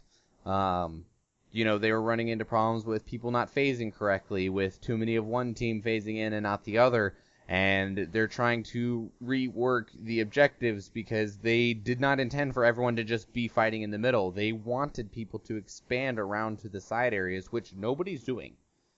Yeah. So just a matter of changing the incentives, changing the mechanics, a little bit of the zone, and then revamping it. Well, now they have their testing server. Unfortunately, the testing server is us. But I think they're getting more realistic results than what they could have in the beta. Well, and I don't know how large the beta PvP community was. I don't know if it was large enough for them to see this data, and also the data they only had a single PvP server that was testing Ashran, whereas they've been experiencing problem with the cross-realm functions for Ashran, which has led to some of these problems. So they couldn't have predicted that one because they didn't have cross-realm functionality on the beta. And then they're happy with PvP. I mean, arenas and battlegrounds are pretty great, actually, if you've tried them. But it's Ashran specifically that is a problem currently. Yeah, well, I think it'll be a really fantastic zone by the middle of the expansion or so. But yeah, I'm not in love with it right now, and I'm focusing on PvE, which is fine. Plenty of really cool stuff to do there. And then when Highmaul cools down a little bit before Black Rock Foundry comes up, I expect I'll be getting into Ashran a little bit more. Okay, so final bullet. Should we make the Horde player or the Alliance player say it? What do you guys think? Well, let's go ahead and bite the bullet. Okay. Being a Horde all my life, we had our moment in the spotlight, but quote Blizzard, well, it is time for the Alliance to shine. Horde has been quite the trendy thing for the last decade, it seems. And this is in response to the PvP balance of the racial abilities. Yep, someone asked, what is with Alliance racials being so much better than Horde? And as Evan quoted, it's our turn. Yeah, I find that's a really kind of strange answer. It's like, I think that was another thing, like the dartboard. It's like, this isn't, the real answer to the question, I think we have a lot more to say, but I think it's a contentious issue inside of Blizzard and probably outside as well. So I don't know if this is the official end-all stance. If they're saying, let's try to draw PvP towards the Alliance now. I think the min-maxers are really swarming over there. I think if you look at the top-ranked arena guilds right now, or arena groups, or arena players, the representation racially is kind of like a landslide, which maybe was their intention. Maybe they wanted to rebalance Alliance and Horde, and this is their way to do it. I think that's really effective, but I'm not entirely sure it's fair because they kind of put a paywall in front of your success if you don't have time to level a new character, Right. I was mostly surprised with the answer, just the way it was formatted. It was essentially just yeah, we don't care. Alliances are better this time around. Stop complaining. Sorry. No, we're not sorry, actually. Yeah, sorry, not sorry. It makes it sound more like that dartboard answer, which it's surprising. I think, they haven't said anything. Maybe they just don't want to speak up about changes that they're thinking about, just because it'll inflame speculation even more. And this is a contentious topic. Right. But that because brings us... PvP and WoW is the most contentious part of the game, right? Definitely. That is everything we had that I pulled out for the Blizzard AMA. There's plenty more that you guys can go find. The link is going to be in the show notes. So you can just go to the show notes and the link's there for you. This ate up a lot of time. And I intended for it to eat up quite a bit of time. Because we do not have anything for the mailbag. We didn't receive any mail. If you'd like to send us mail, the email is thecastbar@gmail.com. Twitter is @CastbarPodcast. You can call and leave us a voicemail at 508-738-2278. Don't have any mail. I didn't want to put any questions because I knew that the developer AMA was going to eat up a little bit extra of time. And so we're going to try and wrap this up in our review section before closing out.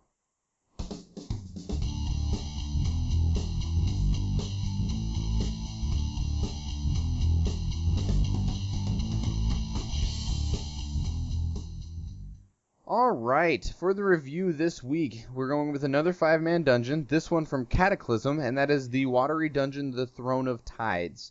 The Throne of Tides is a 5-man dungeon that is available in Vashir. It is one of the entry-level dungeons for Cataclysm, in which you are going to... It is the relatively final battle against the Naga, which are the main antagonists in the Vashir questline. There are 4 bosses, and we're going to get into it right now. We do our review into 3 different sections. Ambience, which is the music, the artwork, basically just the feel of the dungeon. The gameplay itself, so from the boss's mechanics to handling trash to the loot that drops there, and then into lore. It is a part of every dungeon, so we do believe that it is something that should be included in the review. If you don't care about lore, then just take the grades from the first 2 and move on from there. So we start with ambience. Evan, what was your initial thoughts on ambience? Ooh, wow, I love ambience in this dungeon. I really like the fact that it's outside of the water. It's breathable air, but you can still see the ocean all around you. You're clearly at the bottom of the ocean. I really like the seashells and all the decorating they do because it really reflects the zone at large. And my main kind of impression of this dungeon is that it is Vashtir light version. If you leveled in Mount Hydril, because of course in Cataclysm you have the choice at level 80 to go to either Vashtir or Mount Hydril. If you didn't experience Vashtir, here it is for you. You have the Naga conflict, you have little crab people, you have Neptulon, which we don't actually see before that. But it's everything kind of condensed into one. You have the Giblins and everything. So if you didn't experience Vashtir in the questing, you get to see all of the great artwork they did. You get to see a little bit of the lore and the conflict. You get to hear the music, and then you kind of get the atmosphere, Yeah, One of the things music was definitely different from dungeons. It's very quiet, very bubbly, very just, like you're underwater. Exactly. I love the artwork. I love the fact you're kind of suspended, those little, the whatever the barrier is that holds the water out, and seeing the Naga kind of swim right through it and land on their tail or whatever. I think that's really cool. That seems so odd to me. The walls of water. I mean, it's like some kind of magical barrier or whatever that you can bypass, and defies belief and everything. So it kind of puts it in the realm of unbelievable mysticism. I mean, I'm really just gushing about this place. I love it. I really like it a lot. Gushing about a water temple. All right, I see what you did there. The thing that confused me, and initially I realized that this is probably for just gameplay purposes, is that this is like Neptulon's temple. This is his home, and he's the elemental aspect of water. Aspect is not the right word. He's the counterpart to Ragnaros and all of that. Why is it not just all water? I mean, for all of Vashir, we're able to be underwater, but for some reason they made this one on foot.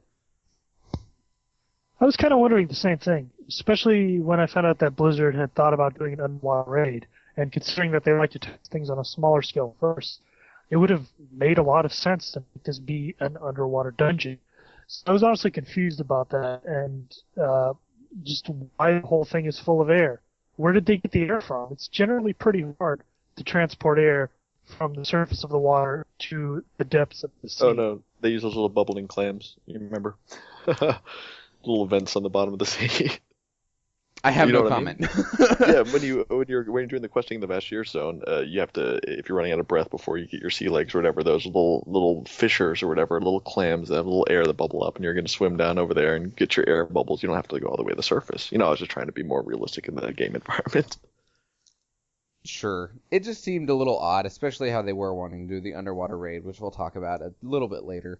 The couple things that I noticed is that it looks like they did make a new stone texture for the walls, but it's a little bit pixelated, especially because Cataclysm was relatively recently. It looks like, it doesn't necessarily look like it was supposed to be pixelated. It looks like it got stretched wrong. And this is just me taking a fine-tooth comb over the appearance of things. I mean, because like the coral and everything is beautiful. I mean, I liked the effect that they did of having water flow down the pillars, but like the stone texture itself that they use throughout the dungeon walls, I feel like they tried to make it too big.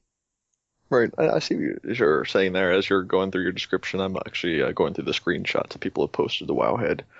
And I see a little bit of that kind of stretched texture to fit the actual walls and everything, but I don't think it looks all that bad from a distance, honestly. It might just be looking at it up close with a magnifying glass. Yeah, it doesn't look all that great, but it might have just been a compromise they made with development time and resources.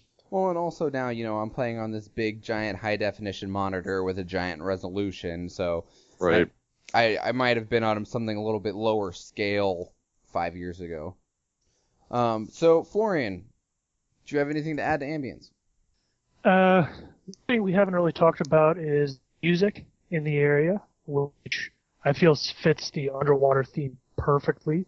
It's got this very, I'm not sure how to describe it because I am not a music specialist, but when you listen to it, it sounds like a very underwatery theme. There was also everything going down with Ozumat, I'm not sure how you pronounce it, the big kraken. Apparently the biggest of krakens, at least according to the lore.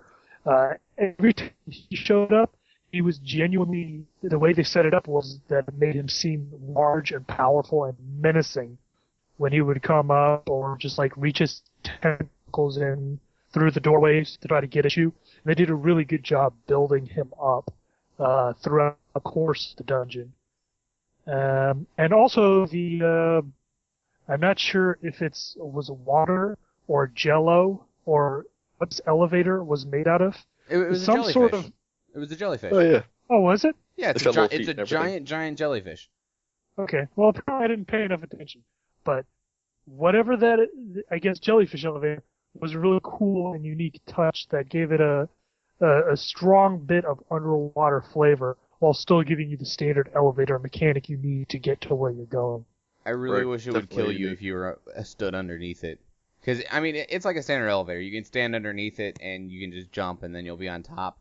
And, I understand that other elevators technically crush you, but I would have really liked to see the jellyfish sting you and then you just die. Or, get thrown out of the room or something. That would have been great. But that's just me.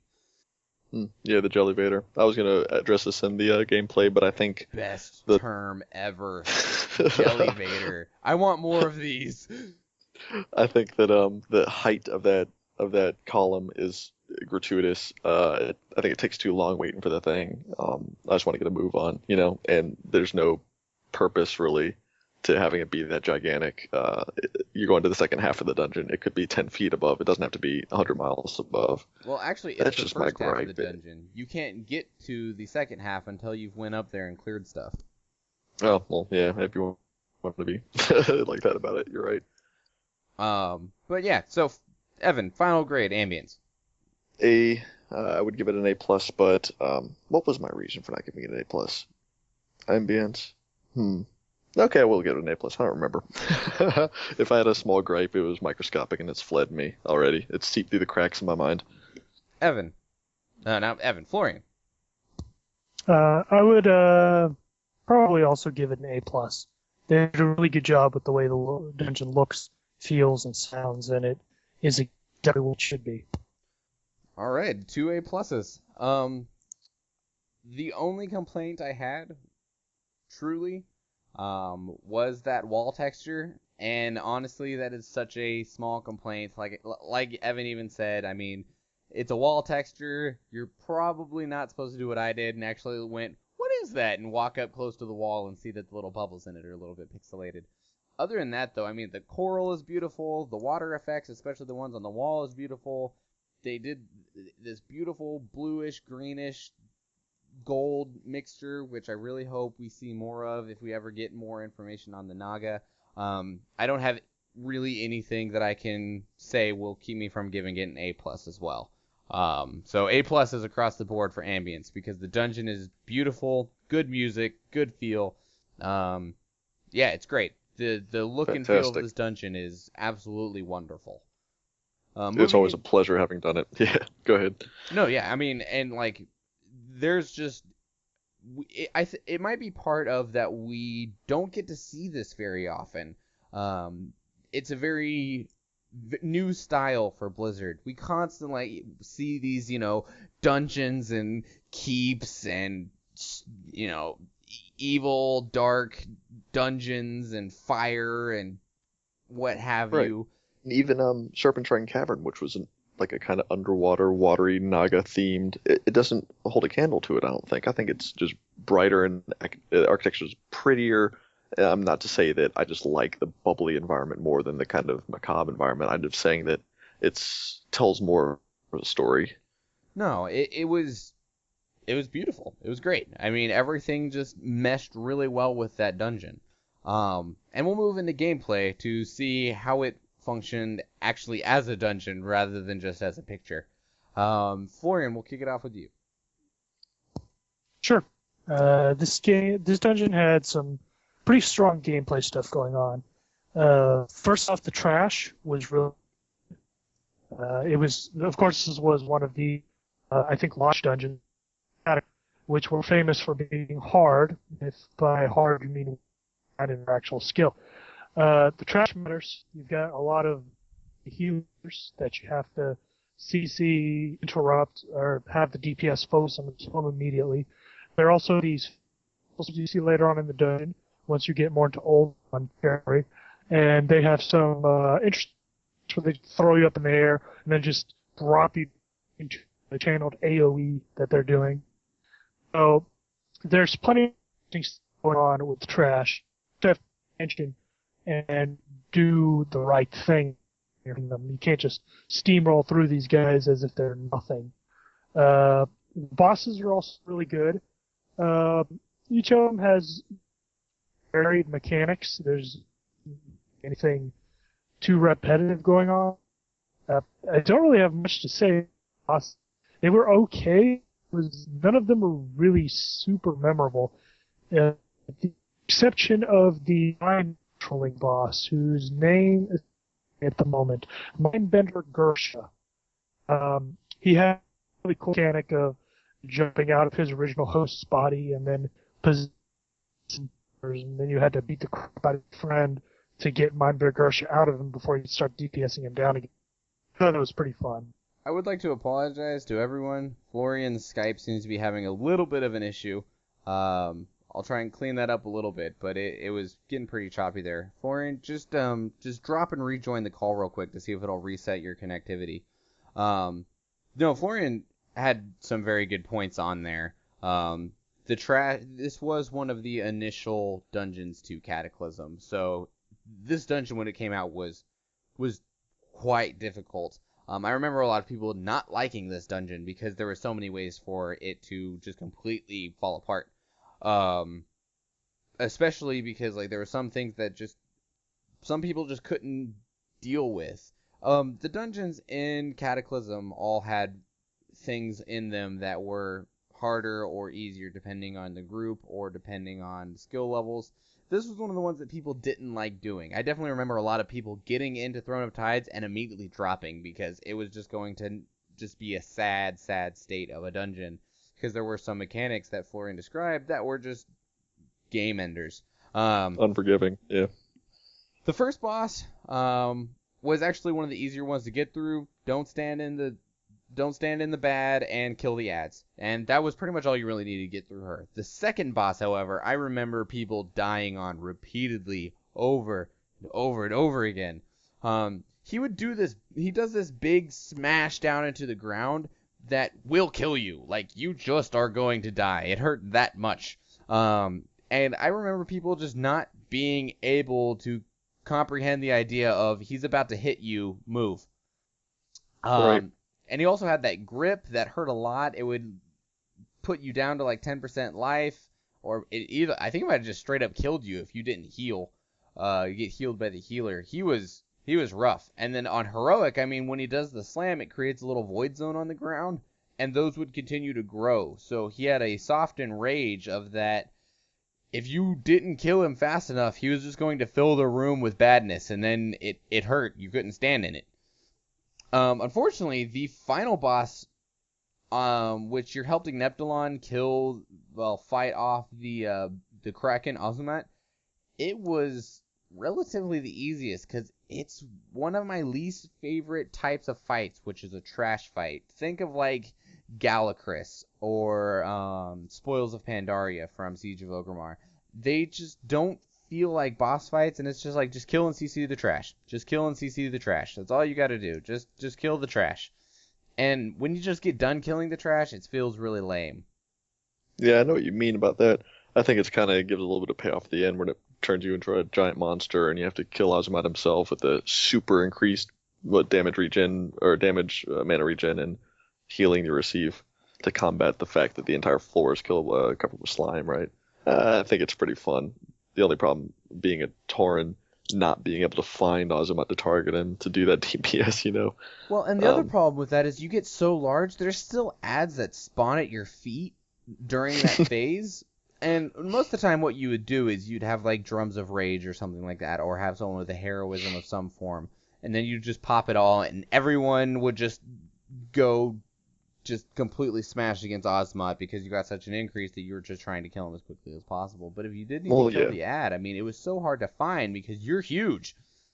Right. I didn't ever have a problem with the ads in the forward making any kind of difficulty for everybody else. Even if you lost one or two people, being able to take them out at the end was never like a big thing. It was kind of like you've already won, really, just finish off the thing. Here's 1,000,000 mana regen per second, this kind of thing, 200% damage bonus, that kind of thing. I don't know. It was kind of just like a finale, not really like a difficult part of the fight that you need to concentrate on. Right. I mean, and I definitely remember the temple, the chamber that Neptulon is in, right before him is a gauntlet of water elementals. Oh man, those were a nightmare. They were the rough. respawning pools. And I was happy to see that a lot of the difficulty from the changes made and stuff for these heroic dungeons, if you are level 85 and are just if you just go in and try them without raid gear or anything like that, there's still a significant level of difficulty to them, which was nice. But the unforgiving harshness of them has been pulled back a little bit. Yeah. It was hard at the time. It was a decent challenge now. I mean, if you're going in there level 100, obviously you're just going to act like nothing exists. Florian, do you have a grade for gameplay? Gameplay-wise, I'm going to say I'm going to say an A. I would give it an A+, but I feel that there's a little too much trash, maybe, and then you spend too much time in between actual individual encounters. Plus, the final confrontation with Azumat, where he just runs away and you can't kill him, that's not very satisfying. Well, there was a reason behind that we'll get into in just a moment for the lore. The other thing that I wanted to point out on gameplay is that it was a Cataclysm dungeon, and Cataclysm had this wonderful thing of every single dungeon and every single raid was filled to the teeth with BOEs, bind on equips. They were wonderful. The raids dropped tons of epics that were BOEs. A lot of people used them to fund their guild gold. And it was also great if you got the BOE because you could either sell it for yourself for gold or you could transfer it to alts to help gear them up. I miss this a lot. I miss having lots of BOEs all over the place. Little side note. Evan, gameplay grade.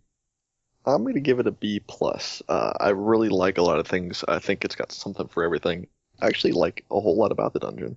I just want to give it a little bit of room for improvement because I have high standards for Blizzard. I think they did almost everything right. I like the amount of trash. I like the first big boss, that first big room. Not the boss, I mean the first big trash mob there that drops the little poison pools. Those giant Nagas with the seashell arm thing, Right. I like the pacing of the second leg of the trash with the 3 pairs of Naga and the little, minions running towards you. I like the boss fights. I think each boss fight has something memorable about it and something novel, The only exception probably being the second boss, which, although he has that growing AoE, kind of like the Lich King's Defiles, they have to be placed intelligently. I think the first boss with the tornado and the 3 mobs that phase in, and I think everything is a little bit exciting. Everything is a little bit different. The only problem I would say would be that Yeah, leading up to Neptulon, his trash hallway and Neptulon fight itself could have been improved for some of the reasons we already talked about. So B plus, really good, really solid dungeon, something for everybody. Really unique encounters, which is what I'm after, those unique encounters. Um, but a little bit room for improvement. I would also like to add one last thing. The third boss, Mindbender, he's technically optional. The Mindbender Gurash, I think is his name. He had a very interesting mechanic that I haven't seen very often before, and it was an absorb magic ability that he puts onto himself that lasts for about 5 seconds. Now, we've seen abilities where they become immune to a type of magic, such as there's tons of things in Encore Hajj back in Vanilla that were immune to Shadow. There was in Burning Crusade and Sunwell, there was things that could only be killed by holy damage, stuff like that. He put an ability on himself that I hadn't seen something used that was, for like the next 5 seconds, any magic used against him would heal him. And that was a very significant difference to what we normally see of where it just negates something. So that was very pleasing to me. However, the trash was awkward in a lot of ways. I felt as though trash should have its own mechanics and be a little bit challenging in some ways, but there were some places that the trash, if you just didn't do it perfectly, you were just gonna wipe, such as the gauntlet before Azumat, the trash before the third boss. You could wreck that trash so bad. I mean, the little gnome guys would throw these spears that would just they hurt so bad. The cool thing about those gnome spears is that the very first melee attack that they do, the ranged auto attack that they do, carries this big poison spear, does a ton of damage. If you aggro that group of 5 of them, then you're going to get insta killed. So you have to kind of figure out a way to negate or circumvent that kind of attack, like for example sending in your pet and letting your pet get sacrificed, and then taking him as normal, or using CC. I think there are different ways to approach that, and that's the kind of thing I like to see. Shields. I also saw a group where the 2 ranged DPS attacked the outside mobs at the same time as the tank went in on the middle 3. Ooh, that's risky. Yeah, requires coordination. Yep. It was awkward. Or just a DPS taking one for the team, just going, all right, I'll die this time. I'm gonna run up there, take the big hits. There was also ways like I'd seen rogues go up, aggro all of them, and then vanish. Which resets the ability, which generally enables the tank to get in there. Yeah, exactly. My grade for the gameplay is going to be a B-, however. I felt as though like the bosses varied very heavily on difficulty. First boss easy, second boss hard, third boss easy, fourth boss really easy. Third boss could be difficult on if people didn't understand the concept of don't stand in the bad, and there's lots of bad to stand in. The trash, while really good, had problems. Just I feel like it should have been spaced just a little bit better. I mean, I understand the intricacies of trying to pull things the way that they should be, but some of that trash was just so unforgiving at the time. And even still, I mean, you can still wipe your level 85 group depending on how much you all words have left my brain at this exact moment. How much you take on, I guess. I don't know. My brain just has completely lost all of its ability to form words. So it garners a B- for me. It was good. I think there's plenty of things that it could have improved on. And I think the boss mechanics had a good basis, but they were either too strong or too weak, depending on which one it was. I do enjoy mechanics that you need to recognize this, otherwise you're going to die. But at the same time, I don't like mechanics that seem epic that just fall flat. And that takes us into the final section, which is lore. F-. No, I'm kidding. That is totally false. There's plenty of good lore in here. I'll kick it off this time. Evan requested that the lore section be a little bit more fruitful because there was a raid that was supposed to be attached to the end of this dungeon that entailed what happens to Azumat and Neptulon, because Azumat takes Neptulon, and there was supposed to be a raid that was released alongside Firelands. It got scrapped, so that story has never been concluded. And being lore buffs, this upsets me, but I will not allow that to influence the grade as heavily as just saying that the dungeon is terrible. So it has that saving grace. I will say, though, that the lore in the dungeon will be extremely lost if you have not completed the Vashir questline. That is something that I both think is a good thing and a bad thing. Some people just want to jump in and do dungeons, but I really think that it's important for you to know what's going on. And if you haven't done literally the entire Vashir questline, a lot of what's going on in there won't make sense. Right, because the Mindbender Gurash, I mean, he's possessing the Earth Binder, whoever, whom you won't recognize if you haven't done the quest. He's an Earthen Ring Draenei shaman, like a broken shaman, and he's alongside you and Thrall, or whatever Alliance guy who was swimming around with you guys down there throughout the entire thing, and he ends up at the end of that quest line of Vashir. I can't remember exactly getting taken at that point. Did you see him get dragged off, or what? It's a little bit earlier than the very end of the quest line that you get to see him get dragged off. He gets dragged off before then, but also like with this, like Ozumat the Kraken, you see him at the beginning, but you don't really see him at all until the end of the quest line when the Naga are attacking Neptulon's temple, in which also is the first time you get to see Neptulon. Right. And then they summon the Kraken and they drag him down and all of this different stuff. So, and the Naga that is controlling the Kraken, you don't see until like halfway through the quest line. So, and then you don't get to see her power and her fruition and stuff like that, and why it's important to kill her until the very end when she does summon the Kraken. So all of this stuff, I mean, a whole bunch of it doesn't really make sense unless you've done the zone entirely. There's lore there, but I mean, none of it will have any bearing on you unless you've done the zone. What about you, Florian? What are your stances on the lore? I would say exactly the same. Like, if you haven't played Vashir, then all of the lore and the dungeon itself is completely meaningless. So, as far as I'm concerned, it's mostly a failure as lore. It would have worked pretty well as a setup to a raid, which is what it was supposed to be, but instead it ended up being this dungeon that had an open-ended ending and didn't give you any kind of conclusion to the fight with Ozumat. Which is unfortunate, and there has been talk of what the next expansion might be. They did trademark the name Eye of Ashara, which we would really like to see be the Lost Isles expansion. Oh, yeah. So, maybe we can see this be brought back in an expansion, but for the time being, it does leave on a horrible cliffhanger to all of this, to what the Naga were doing, to this giant Kraken that should really be killed,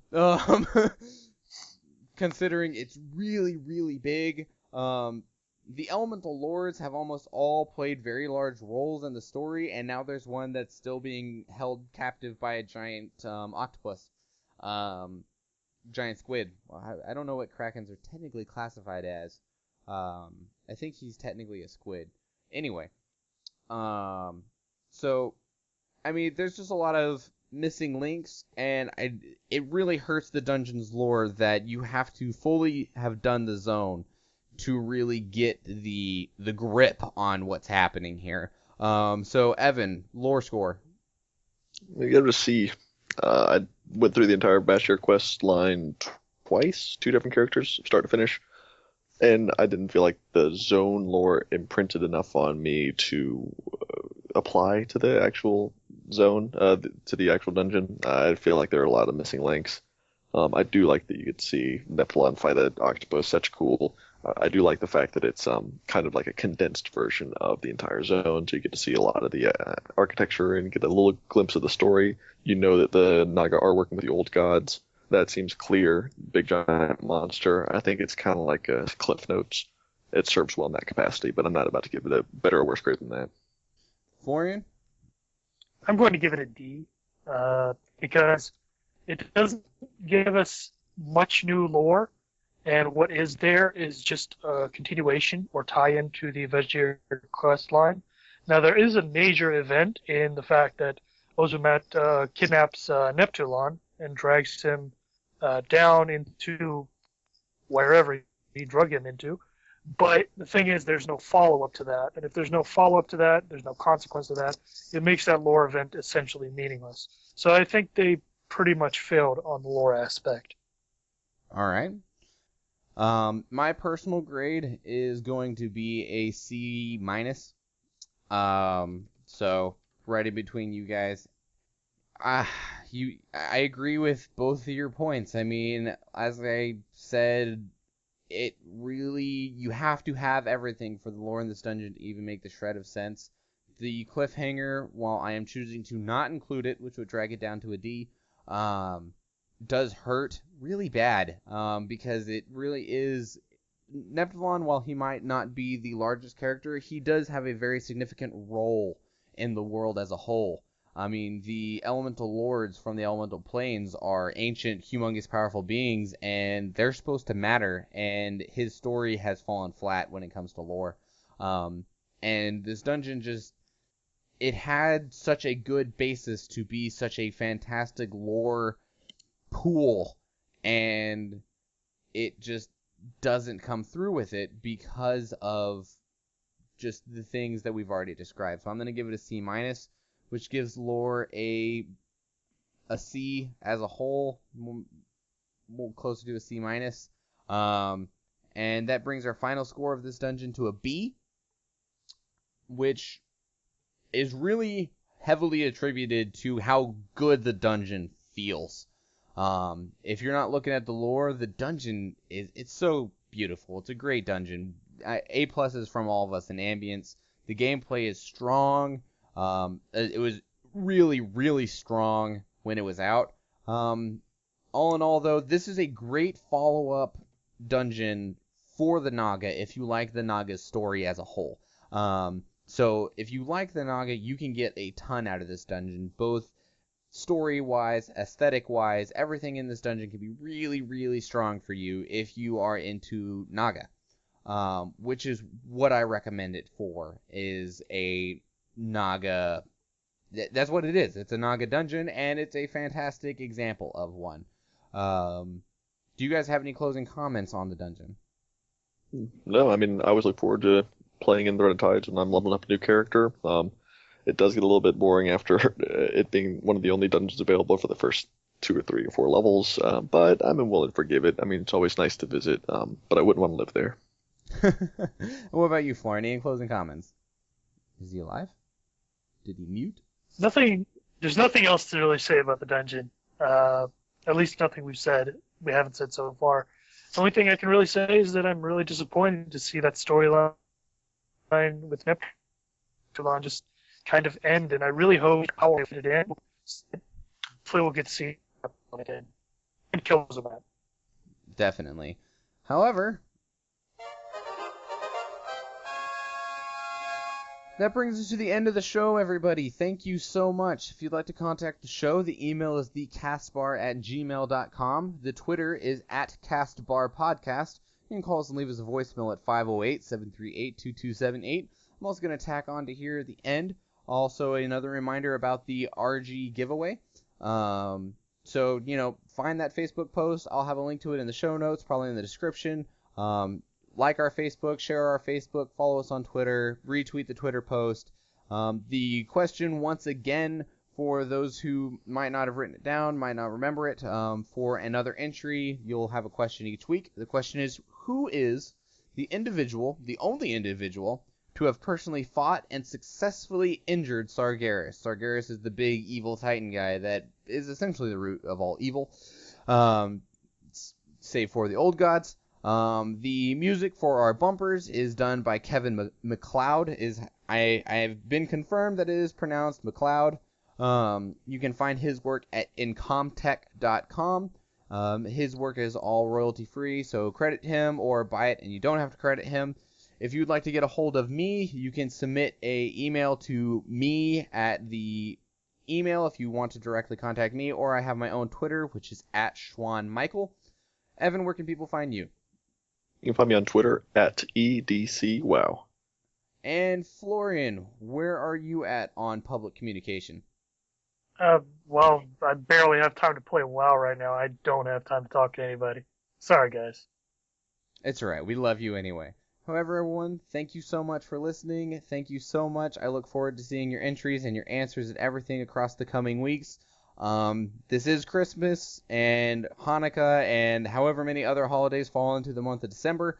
So I am sure plenty of you are very, very busy with everything, traveling and all of that. If you've got a long plane ride, maybe that's what you're listening to, doing right now while you're listening. So enjoy, everyone. Happy holidays and have a wonderful night. You are out of time.